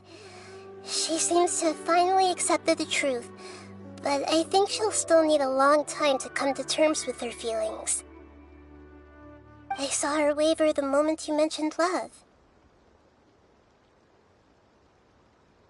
It was almost like a gentle rain, arriving just in time to put out a fire that was about to spread. It's because people have something called empathy. Empathy? I see. This is valuable knowledge indeed. By the way, you said there may be something that's trying to exploit their feelings. Any idea what that might be? Yes.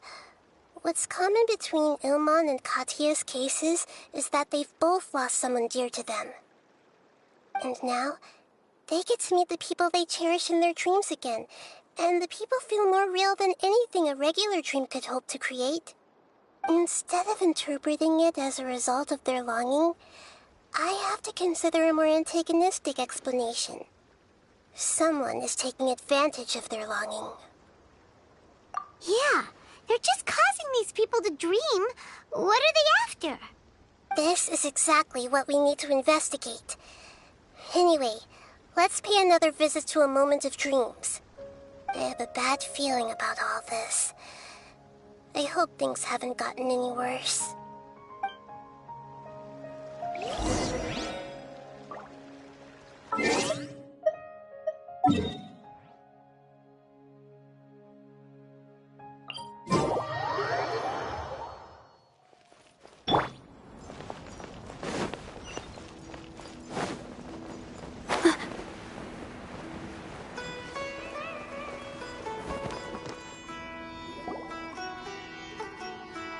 We're back.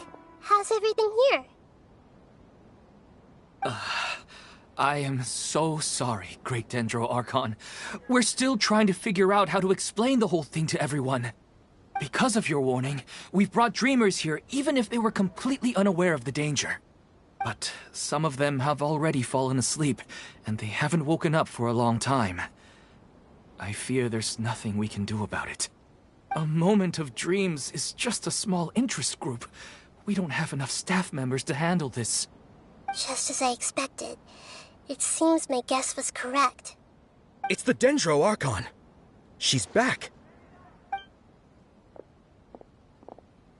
What happened? Why have we been gathered here? Many of you here have been experiencing some beautiful dreams.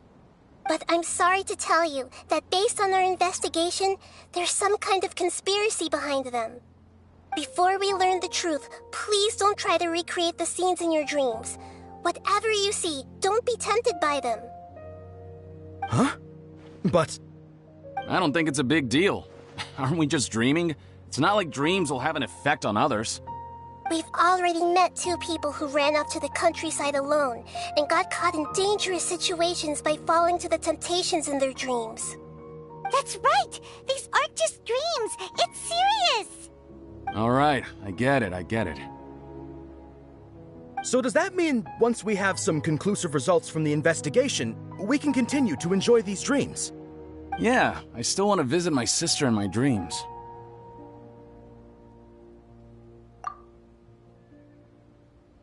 I'm sorry if what I'm about to say sounds a little offensive, Great Dendro Archon, but we had a discussion with the folks who just arrived here.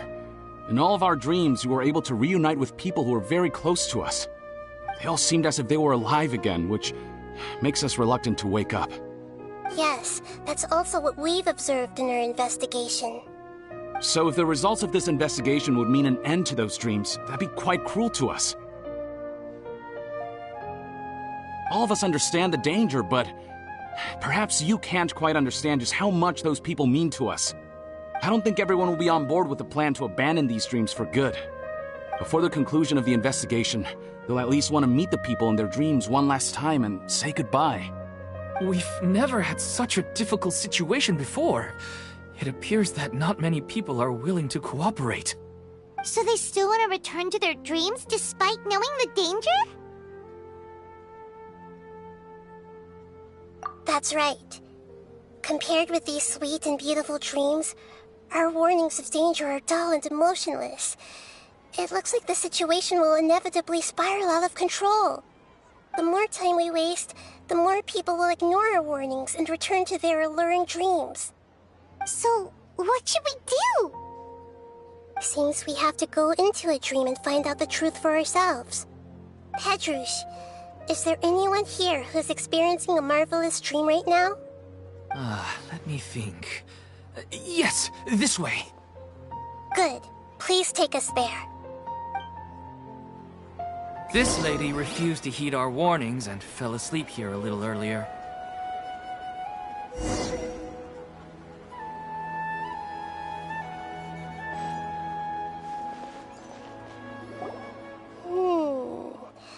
She's only asleep and hasn't started sleepwalking. It seems she hasn't sunk too deep into her dream yet. Do we also need to fall asleep if we want to go into her dream? Don't worry about that. I'm Lesser Lord Kusanali after all. Now, don't be nervous. Just close your eyes. Imagine yourselves as waves gradually rolling onto the beach. we slowly wash over the shore and sink into the sand.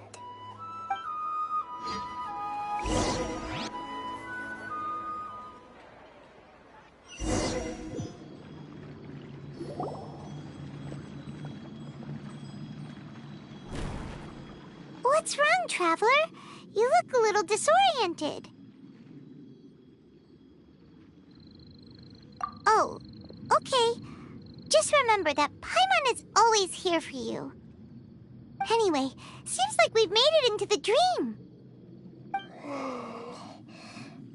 I thought we would arrive at some familiar scene, but we seem to have landed in a completely unfamiliar place. Whoa, so many giant plants, even in the sky! Amazing. Theoretically, we should have gone straight into Debbie's dream. Things do seem to have gone a bit sideways here. Anyway, let's see if we can find any leads.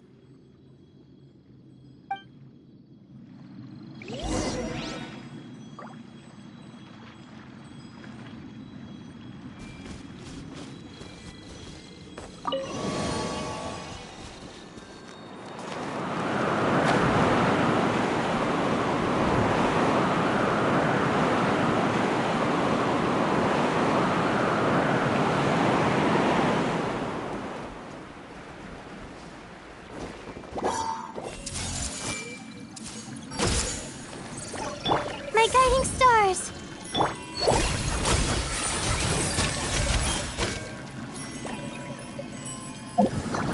I see everything! What's this? Not now.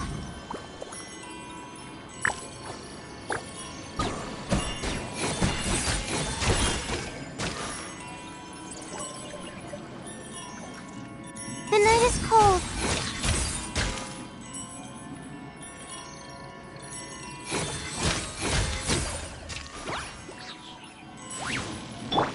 Truth repeats its course. Squall Fury! Ah! Ha! Ah!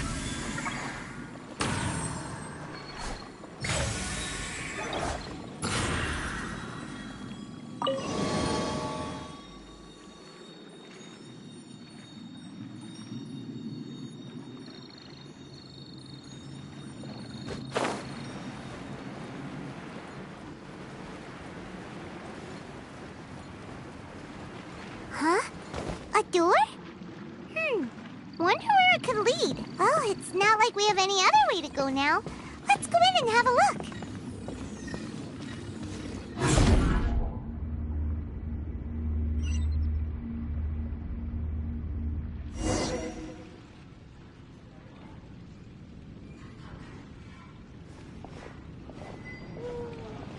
Hey, this place looks familiar. Isn't it Puspa Cafe?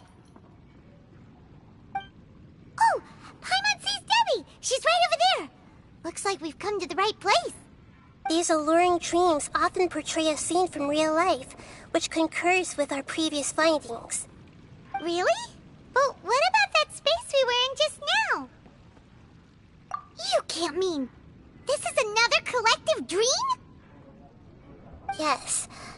Given that so many people have been experiencing these beautiful dreams, I would say it's very likely that they're interconnected. Compared to an interconnected dream, independent individual dreams would be much harder to manage and manipulate. Ah, Paimon gets it now. Well, let's go talk with Debbie. Oh, but there are some other people next to her. Are they dreaming too? If this space is exclusive to Debbie's dream, then the others beside her are most likely the people she cherishes. Anyway, we should confirm that first, just to be sure. Huh. How do we do that? Just leave it to me.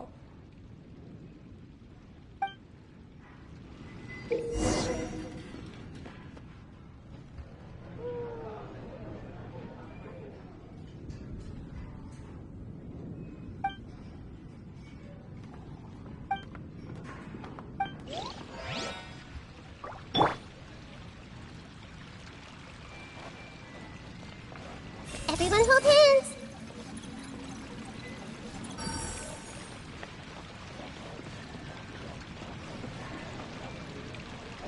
I see everything!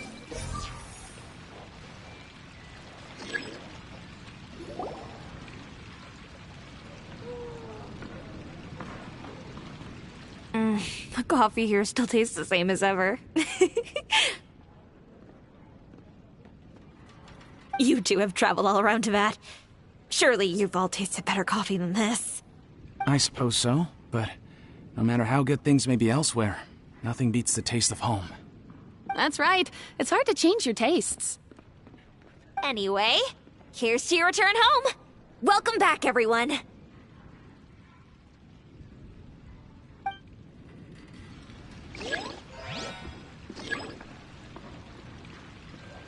Hey!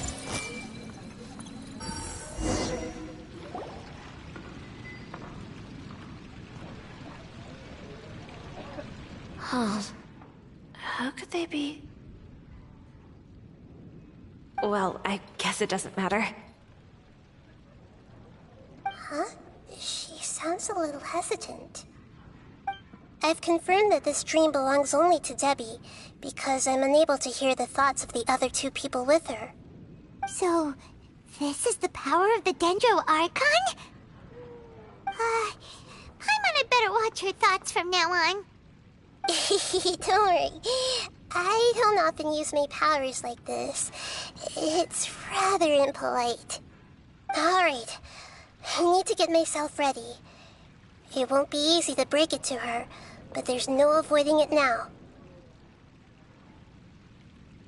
The Great Dendro Archon! What brings you here? I'm sorry to interrupt your celebration, but have you noticed that what's happening here doesn't quite match up with your memories? I don't quite understand. Great Dendro Archon. What do you mean? I get it. The Dendro Archon is trying to say that it's a once-in-a-lifetime opportunity that we're able to gather here. Hey, how about a cup of coffee for all of you? My treat. We just returned from a fruitful adventure. Memories? A once-in-a-lifetime opportunity? Think carefully. You of all people should know what really happened to them. Are you sure that meeting here and chatting the day away like this isn't just a product of your own wishful thinking? Yes. The reports from the Steambird were true. The ship they were on struck a reef and sank. And I never heard from Basima and Gaspar again. Hey, come on now. What are you talking about, Debbie? Yeah, trust your memories. Nothing you see here is real. I get it now. This is a dream, isn't it? But since it's my dream, it doesn't matter if this is real or not. I enjoy the way things are here. I no longer have to face the tragedies of real life. These friends mean the world to me. Nobody else can understand me like they do. There's nothing wrong with continuing this dream. Is there? I'm worried that if you were to continue dreaming like this, the lines between dreams and reality will gradually become too blurred for you. These dreams will always give you what you want, while reality remains full of pain and difficult situations. If you're not careful, you can get hurt. Don't worry. I still have control. I won't let it go that far. Are you sure? Hey, how about we put all this troublesome stuff aside and get back to our coffee and snacks, Whether it's just a dream or real life, you should be happy. You can't just brush off something like this. We don't even know how you people got here or where you even came from. Sorry. Paimon didn't mean to upset anyone. No, it's all right. I understand that you're just trying to look out for me. It seems that for now, this place is still relatively harmless for you. But I wonder if there's any way to go deeper into the dream. Huh. Now that you mention it, I once heard a strange voice tell me that there's an entrance here. I'm not interested in checking it out at the moment, but maybe I'll go in and have a look later. Okay. Thanks for your help. Just as I expected. We're only on the surface of this dream. Let's go.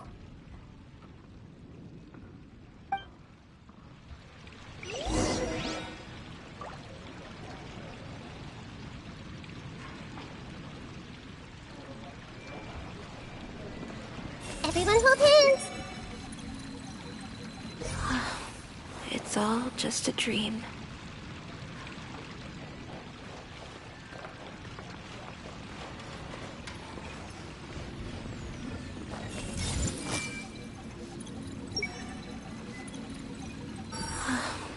It's all just a dream.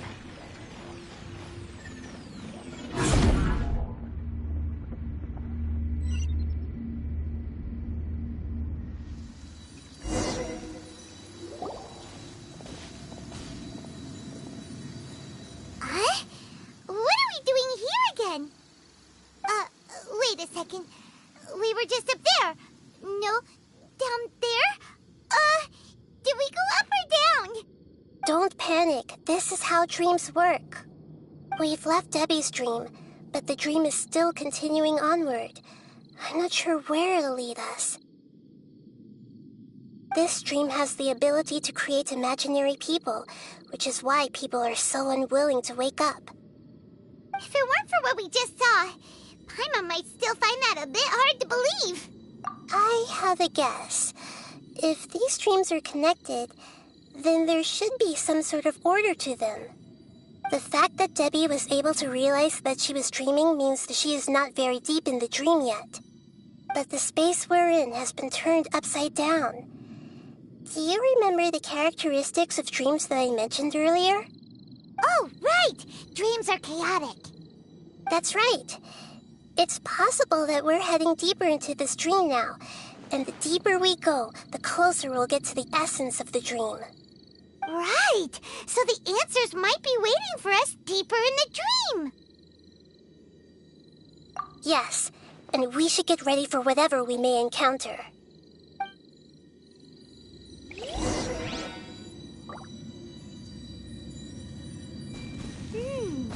It looks like we may need to put something inside there.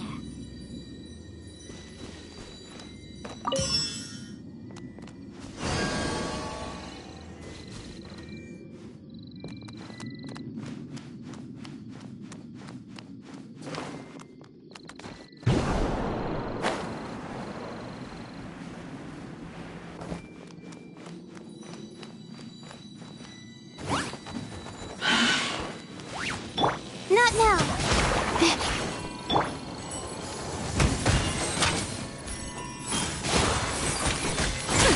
We'll see about that. The wind rises.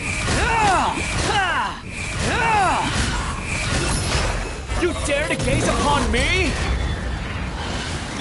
My guiding star. Shazam! Hey! Make yourselves at home! Here's the goods! Not now. Squall and Fury.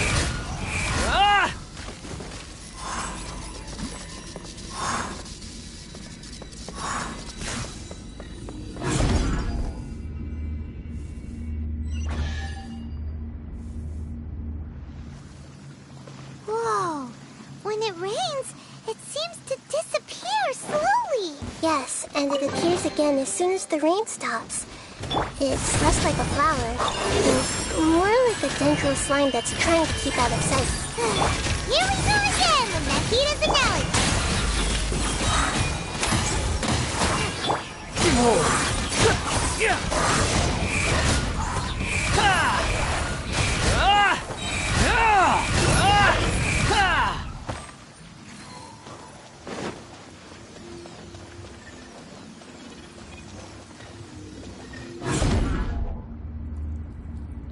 Huh? Are we back up here again? Wait. Paimon's confused. Are we up here or down there? Good thing we didn't fall. Yes, we did. We just fell upwards. That's not helping, Nahita! Paimon has no clue what's going on anymore.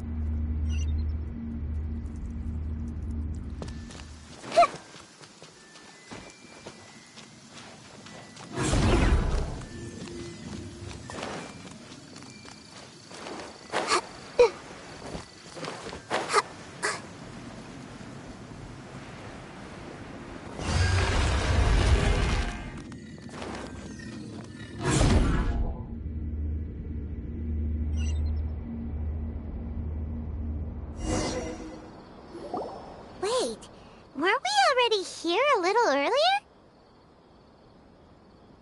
This is probably Ilmon's dream. Huh? Why would he start dreaming again? Yes, but it seems that the danger isn't enough to stop him from longing for his wife. Based on what we've learned so far, he must be sleeping more deeply for his dreams to appear here. But fortunately, he already knows us from before, so hopefully we'll be able to wake him up.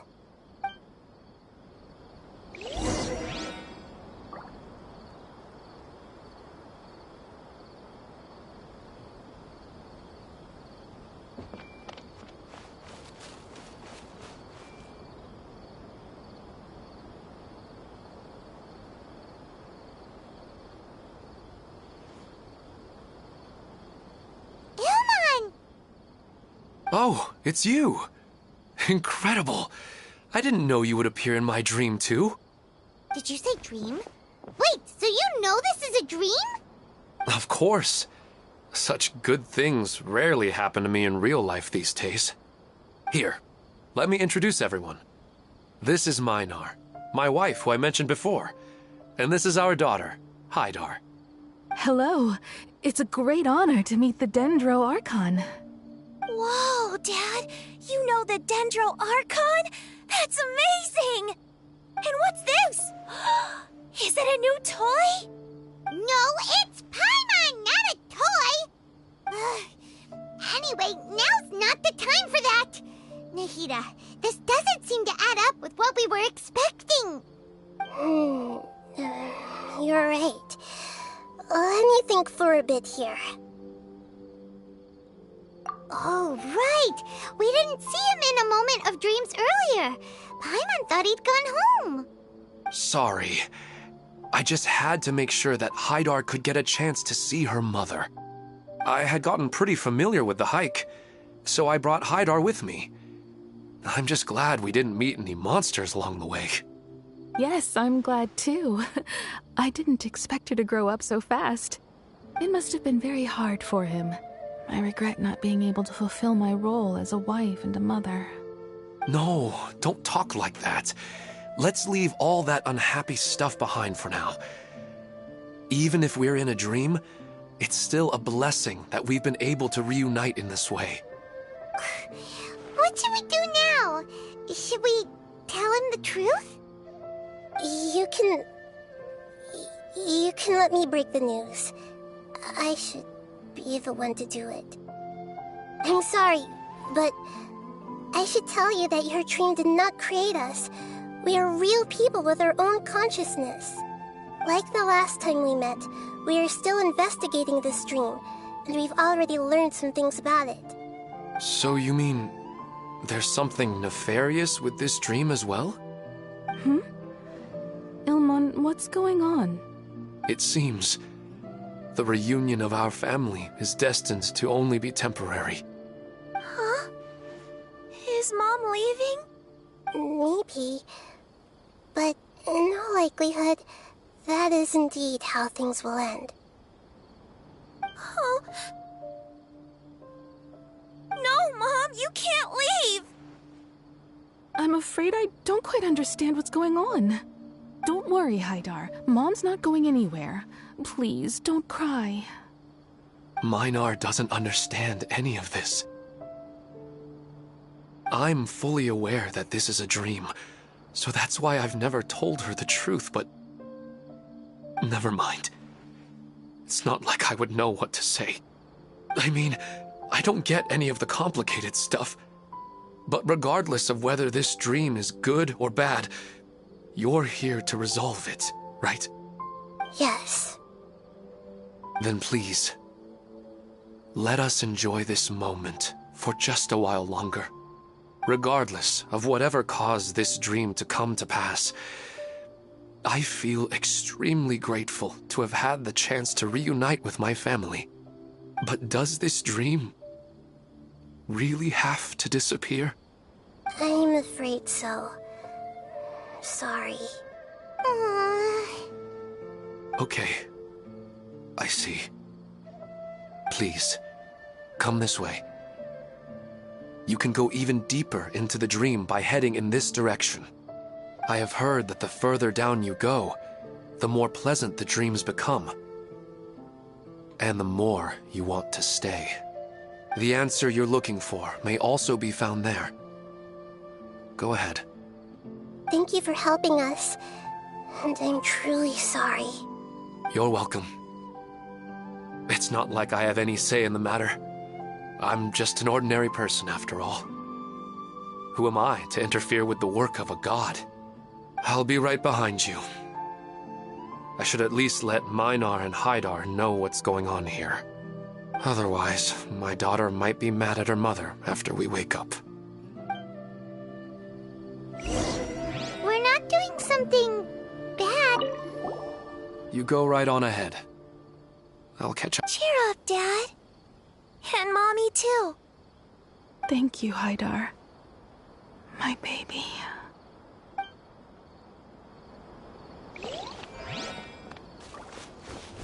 That depends on how you define good and bad.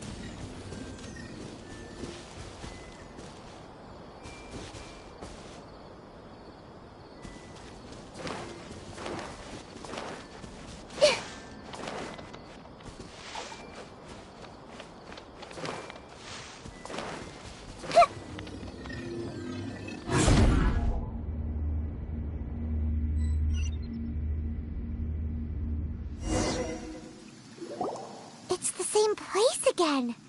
This place is almost like a flight of stairs that connects all the dreams together. But they appear to be getting more and more aggressive. Regular stairs wouldn't try to attack us.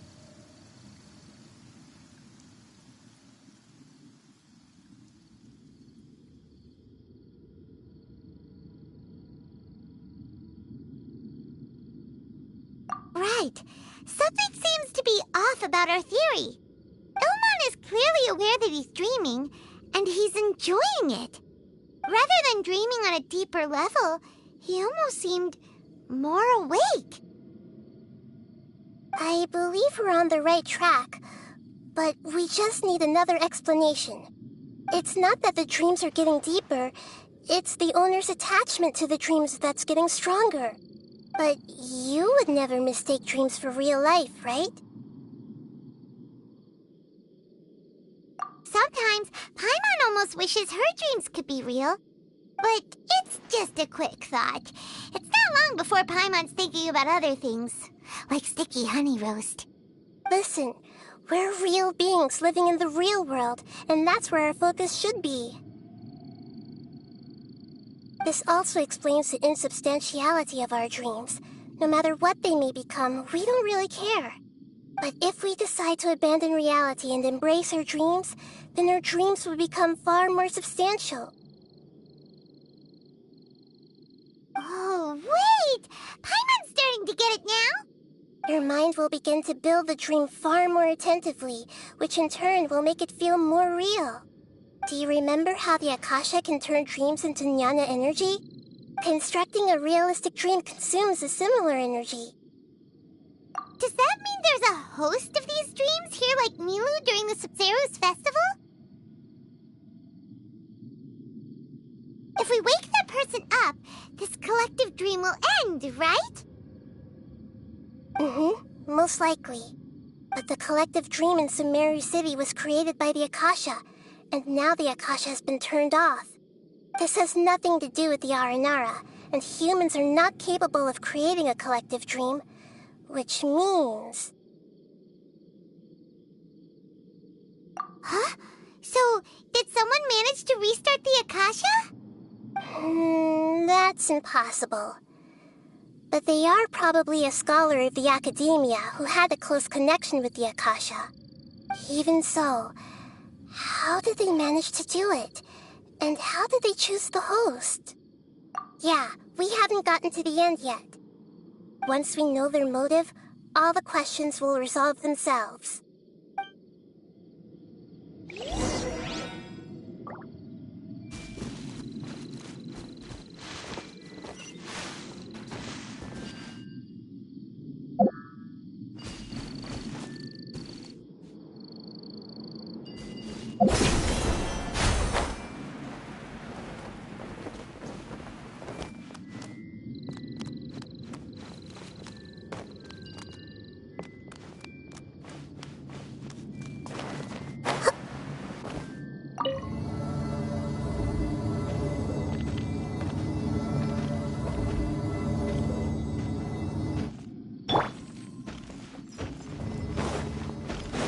my guiding stars.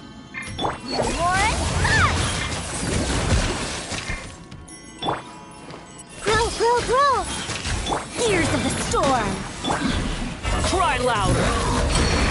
Squall Fury!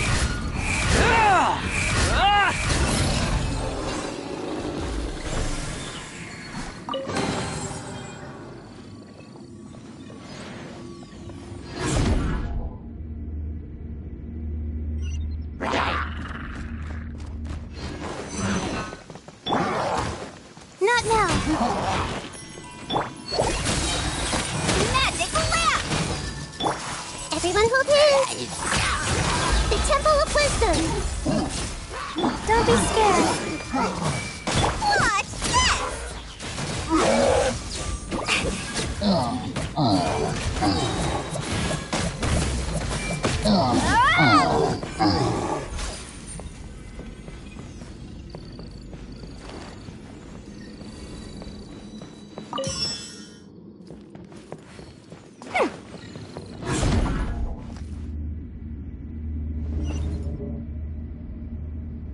All the water that used to be here has turned into rain. Then let's get through here before the water level rises.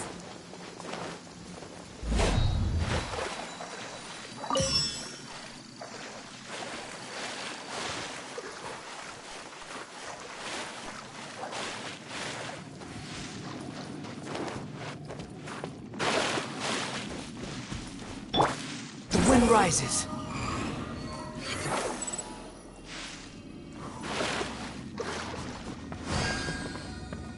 We finally made it! The destination is right ahead!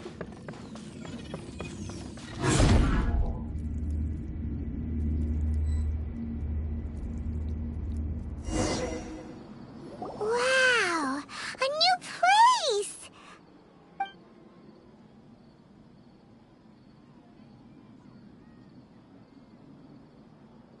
Well, it's just new to Paimon in this dream. This should be the final destination. Huh? Really? Yeah, these are just ordinary city streets. I have powers related to dreams, so it's usually easy for me to tell who's dreaming and who's created by dreams.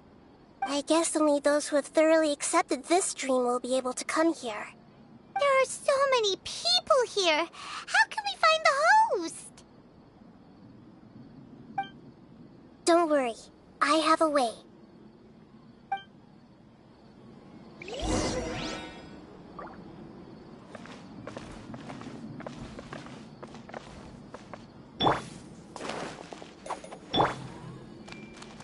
Hey!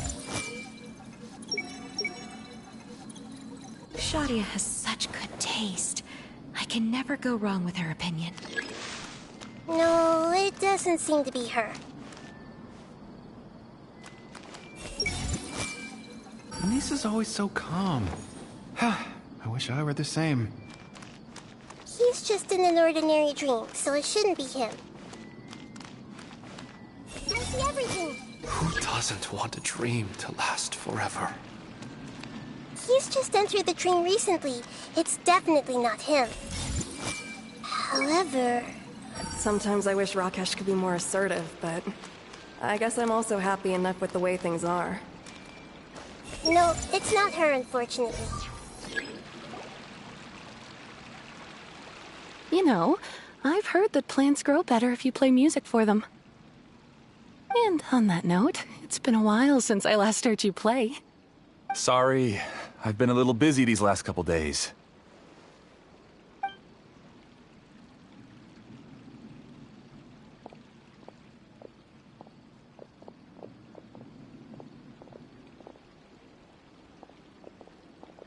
Oh, the Dendro Archon. What a pleasant surprise. Oh, welcome, Great Dendro Archon. And your companions, too. Welcome. I'm Amira. I run the flower shop here. And this is my husband, Moses. Yes, how may we help you? You already know all about me. There's no need for all the pleasantries. Perhaps I should call you the dream's owner?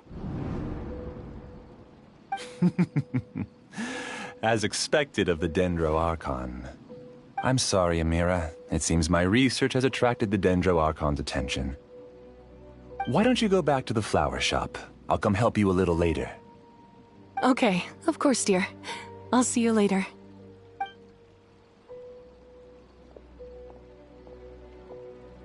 It appears that I was too naive to think I could deceive the Dendro Archon in person like this. To avoid looking like too much of a fool, allow me to ask the first question. How well would you say you understand this dream? This dream was built by the Akasha, and it has the power to create imaginary people who no longer exist in the real world.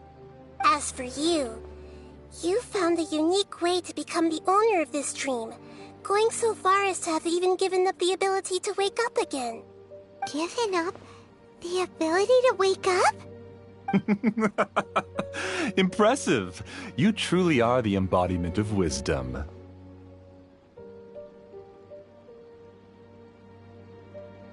Please, tell me how you were able to arrive at such a conclusion. In return, I'll answer the question you're most curious about. It's simple. Apart from you, this space only consists of real people who are dreaming and imaginary people who are created here. Although you are here and appear no different from the others, I can't sense your dream. How can I wake up a person who's already awake? Fascinating. Since you're the fully awake owner of this dream, it can never collapse from you waking up. Theoretically, this should also give you absolute control over this place. I have to admit, it really doesn't get much better than that. But even knowing all of that, one question remains. How did you do it? Isn't the answer right in front of you, great Dendro Archon? It's because I've dedicated my entire reality to this dream. I uploaded my entire consciousness into the Akasha when it was still running.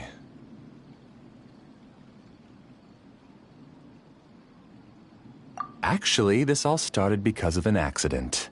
My original goal was not about the Akasha or a collective dream. No. You were motivated above all to create a hyper-realistic person. The desire to reconnect with a real loved one is the one shared sentiment between all our dreamers. That's right. However, human models are too complicated. Only the Akasha has a jnana energy supply powerful enough for me to generate and sustain my models. The Akasha is truly magnificent. If I siphoned a minuscule amount of its energy, nobody would even notice. And even this minuscule amount of energy was already more than enough for my purposes. Even using just crude methods, I was still able to train a fairly realistic person. I named my first work Amira. Huh? You mean the girl we just saw? She and I entered the academia on the same day. Starting with admission procedures, we bumped into each other 6 times on just that first day. And because of that one day, we eventually went on to fall in love. We studied, conducted research, and made breakthroughs together. Our rhythm was always in step. I felt like we were 2 separate bodies that shared the same heart. However, Elazar later took her from me. Yes, I need more training samples to perfect Amira's personality. I found their details in the Akasha's database. Using the pretext of testing for mental health disorders, I implanted signaling devices in their bodies. This way I could connect them to a network, and Amira could feel their yearning. Little by little, they helped her to grow and develop a warm, human personality. To improve my efficiency and allow myself to focus on nothing but my research, I uploaded my consciousness as well, and became a part of the network. So, technically speaking, it's not that you won't wake up, it's that you can't wake up. Yes, because the Akasha was suddenly turned off, I lost all of my jnana energy. I became imprisoned in the very network I had constructed. At first, I panicked. But, after coming to grips with the situation, I realized that I could restart this world as long as I could find a replacement source of jnana energy. That that means. Everyone in the network is providing you with Nyana energy! That's all there really is to it. I don't think I'm doing anything wrong. I'm just saving them as well as myself. I provide a beautiful dream, and in return, I harvest their Nyana energy as fuel for the dream. They can wake up any time they wish. People need to sleep anyway, so why not have some beautiful dreams while they rest? I agree. This is the home we spent a great deal of effort on to build for ourselves. Yeah, she's right. We're staying here of our own free will. I don't understand this at all, but I just want to spend some more time with my family. I don't want them to be sad. Thank you, dear. Great Dendro Archon, I hope you can understand. You don't need to gather around here. It's all right. The Great Dendro Archon is nothing if not kind and considerate towards her people. She won't interfere with what we're doing here. Uh-oh, now he's playing dirty. It seems like I won't need you to answer my last question. You're willing to tell me all your secrets because you have nothing to fear.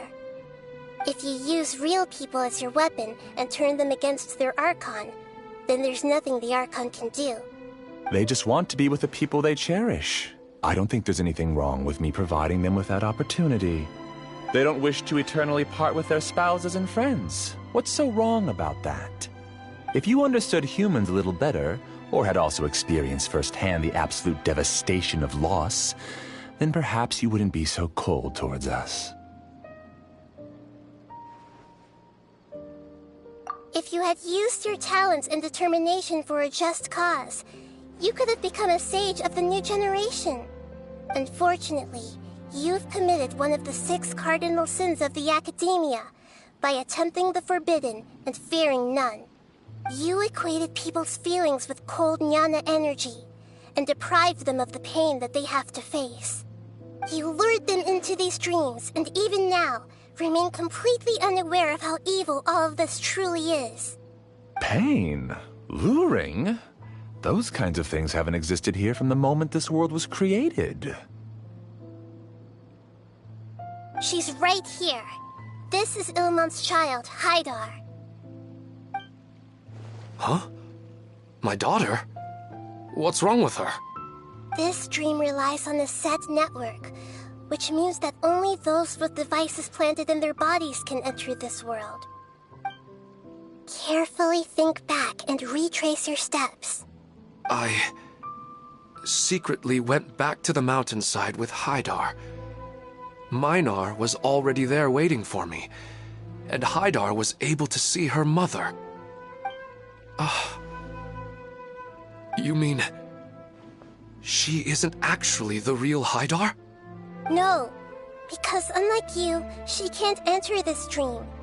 The moment you came into this dream, it created a Haidar to realize your wish of reuniting with your family.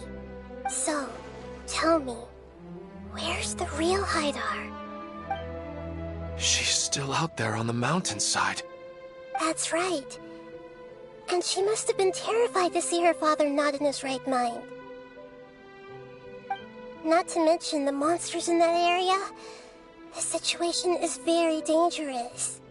If Haidar's still out there, then...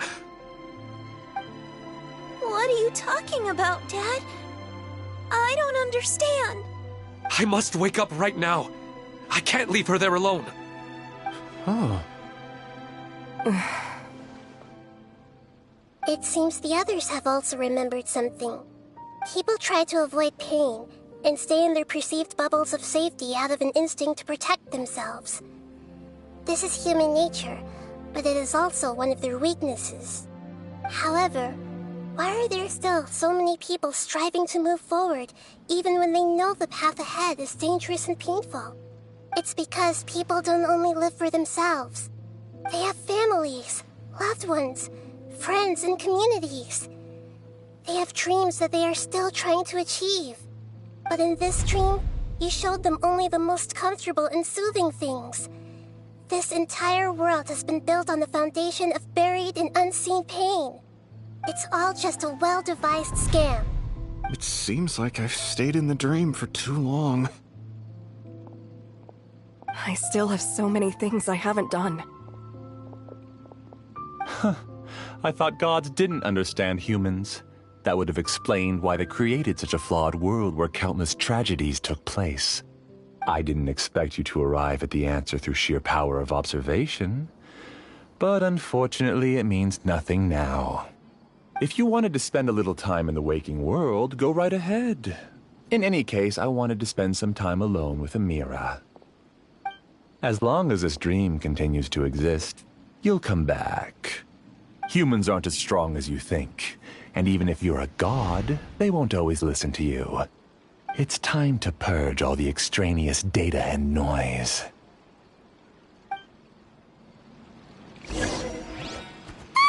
Monsters, be careful! All of you, please get out of here and find somewhere safe. I am the master of this dream. I can create endless waves of monsters with the snap of a finger. Don't worry, they'll wake up before they get hurt. Amira doesn't like to see others in pain. If you know what's good for you, leave now!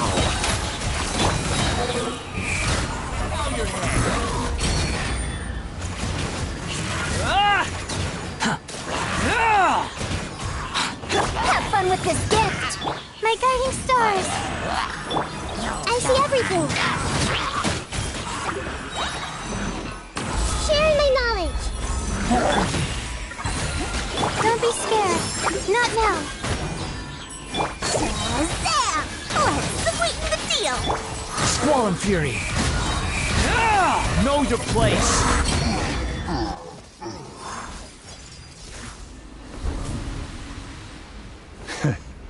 You haven't won just yet. This dream is mine! If I go into hiding here, not even an Archon can ever find me. And as long as people yearn for happiness, they will return here and rebuild this paradise! Hey, stop! What's that? This dream is spiraling out of control and is collapsing now.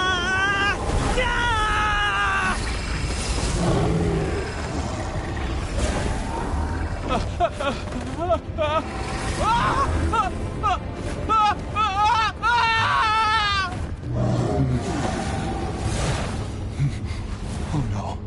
Amira! Amira! Amira!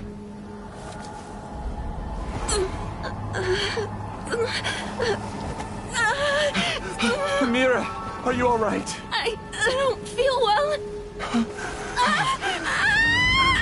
No, no, no! Please, no!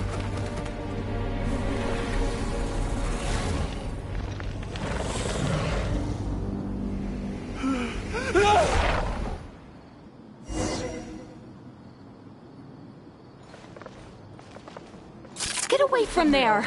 Don't ruin my flowers! What should I do? Where did it go? He left because he doesn't want you anymore.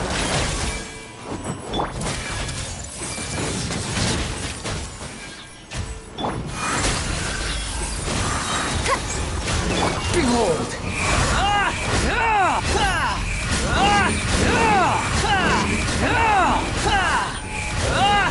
You dare to gaze upon me? Just shut up! Just decide for yourself. Tears of the storm! The wind rises. Who am I? I'm Amira.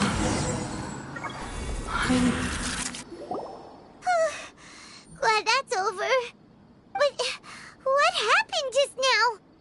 He's not very proficient in using the Akasha's technology, and he spent a lot of Jnana energy creating monsters. Now the system is out of control. All the people he created also turned into monsters, including Amira. It's terrible, even for a dream. Even Paimon's freaked out. Paimon can't imagine what they're going through. The good news is that the chaos seems to have subsided. Now we only need to wake up the people here and let them return to their real lives. Amira. My dear Amira. They're all gone. It was just a big dream after all. I couldn't change my fate, and my knowledge turned out to be useless. What a cruel world.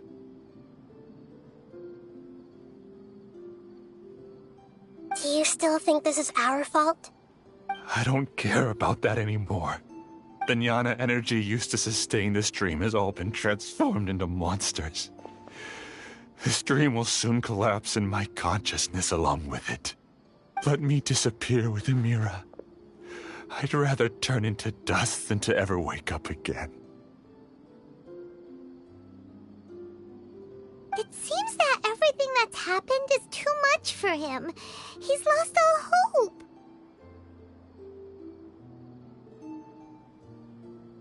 I think seeing Amira turn into a monster was punishment enough for him. After comprehending the hollowness of the unreal, it's time to revisit the meaning of existence. Existence? I'm different from the others.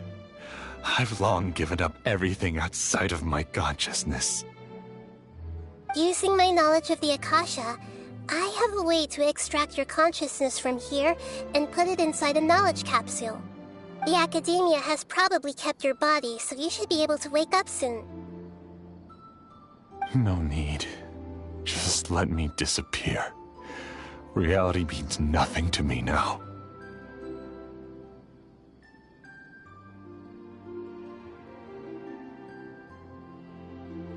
This isn't compassion. I won't let you escape your punishment by simply disappearing. As for your life after that, it'll be up to you how you want to exist. Alright, Traveler and Paimon, we should go back. We can finally wrap up this whole thing.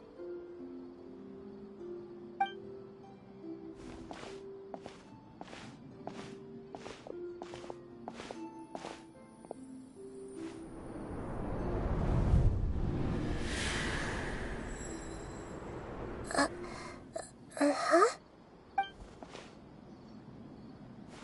What's wrong, Nahida? Oh, nothing.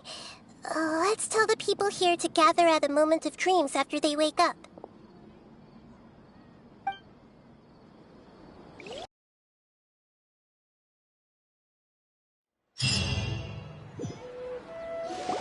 Oh, great!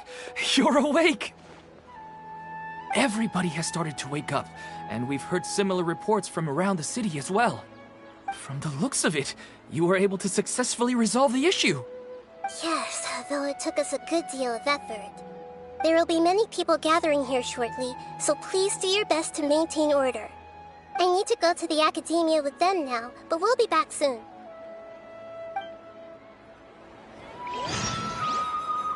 Are we going to ask about that scholar? Yes, but it may take some time for him to wake up after his consciousness returns to his body. We can leave the rest to the Matra.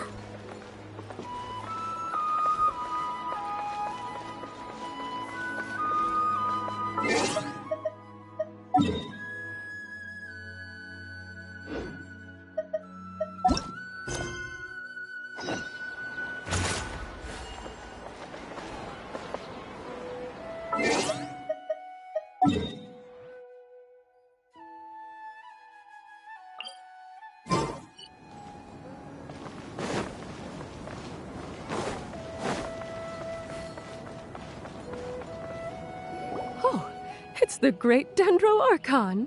How can I help you? I would like to check the registration records of a Kasharawar scholar. He should be in an unconscious state right now.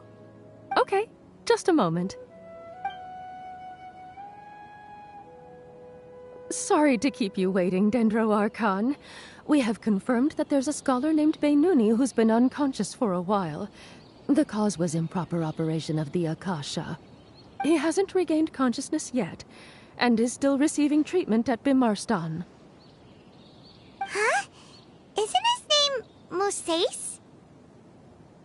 I guess he didn't want to be recognized or bothered by anyone. Please, give the knowledge stored in this to the Matra and ask them to import it into Beinuni's brain. Understood. But for safety reasons, I need to know why. It's simple. This contains his consciousness. It's long been trapped inside of a dream. He's committed an act that affected the safety of Sumeru. After he wakes up, I'll inform the General Mahamatra of all the details. I see. I'll take care of this right away. Thank you, Great Dendro Archon. No problem. All right. Everyone should have gathered at the Moment of Dreams by now. Let's head back.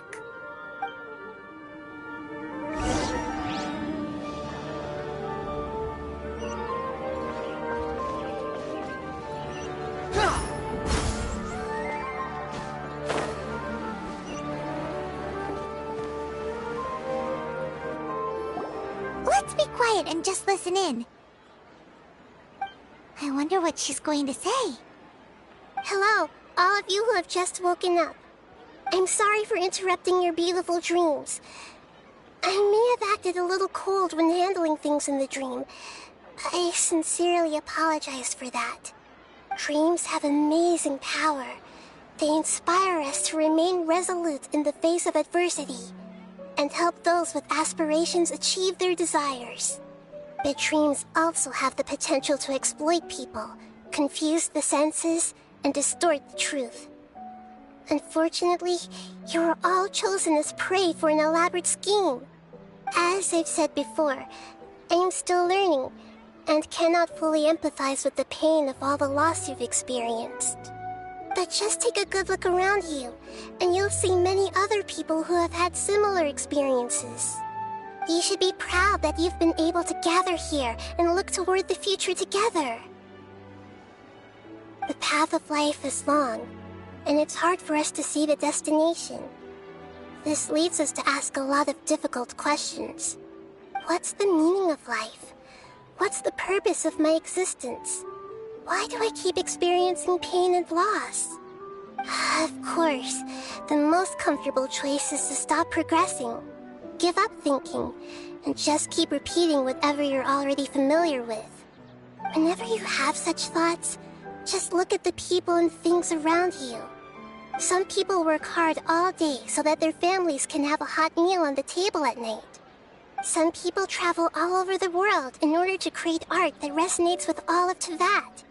Some venture in search of the world's secrets to prevent rapidly approaching, yet still unknown, world-shattering catastrophes. Life is not just about yourself. Each and every one of your actions shapes you and the world around you. Look, friends and family will remember what you've done, and even some people you've never met may benefit from your actions. Therefore, many people will strive forward to forge new paths, even if they have to endure great pain to do so. Once you begin your journey on that same difficult yet rewarding path, you'll come to know the answers to those big existential questions, yet they will no longer feel as life-defining as they did before. But if you were to believe that life is nothing but an empty, ephemeral dream, then that's also the only thing it will ever become. You're free to choose how you want to live your lives, but as your Archon, I should first make this information known to everyone. In the end, it's up to you whether you want to embrace a beautiful dream at the cost of your real life. Nahida said she wanted to speak with us alone. It seems like she went to the plaza in front of the academia.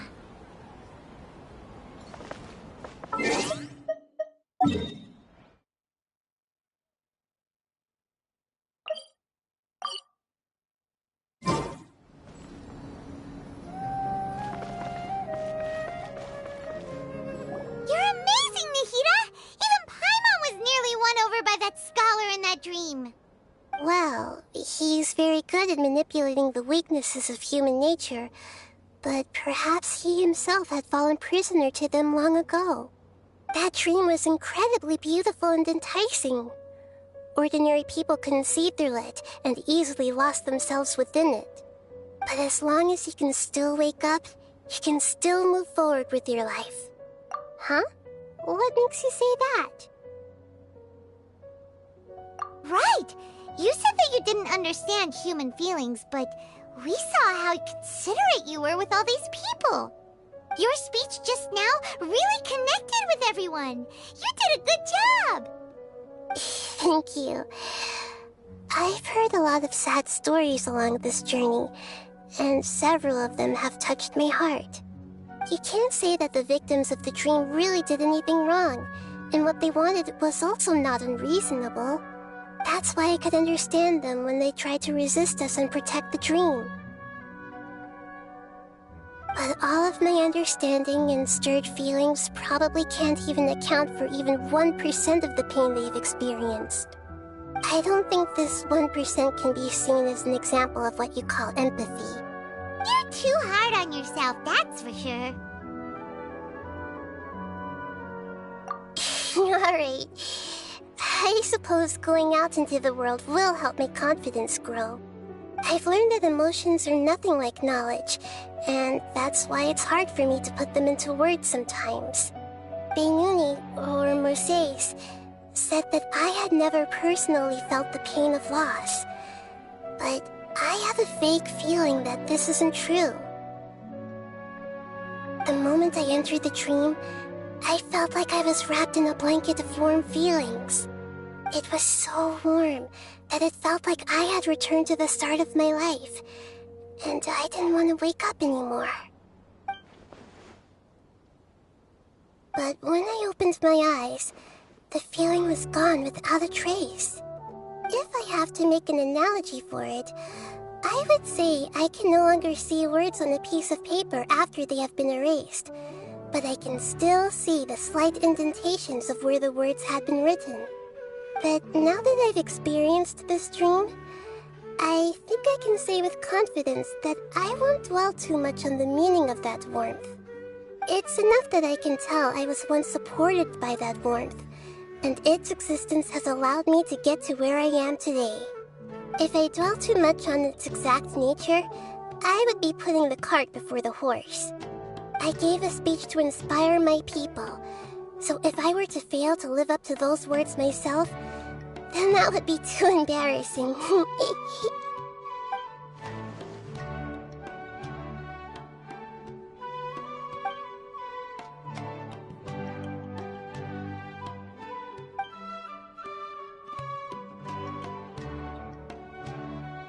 what's with that serious look? You keep looking like there's something you want to say. Is there anything you want to tell me?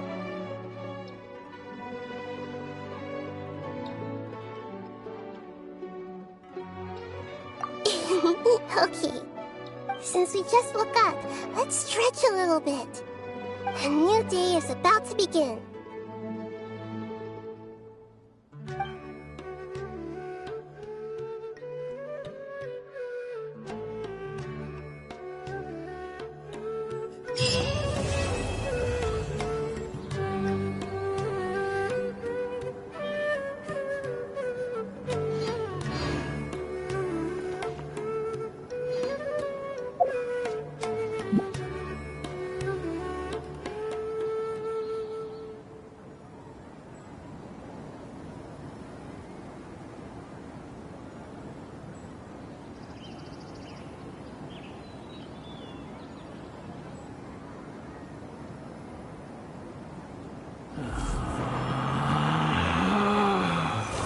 Relax.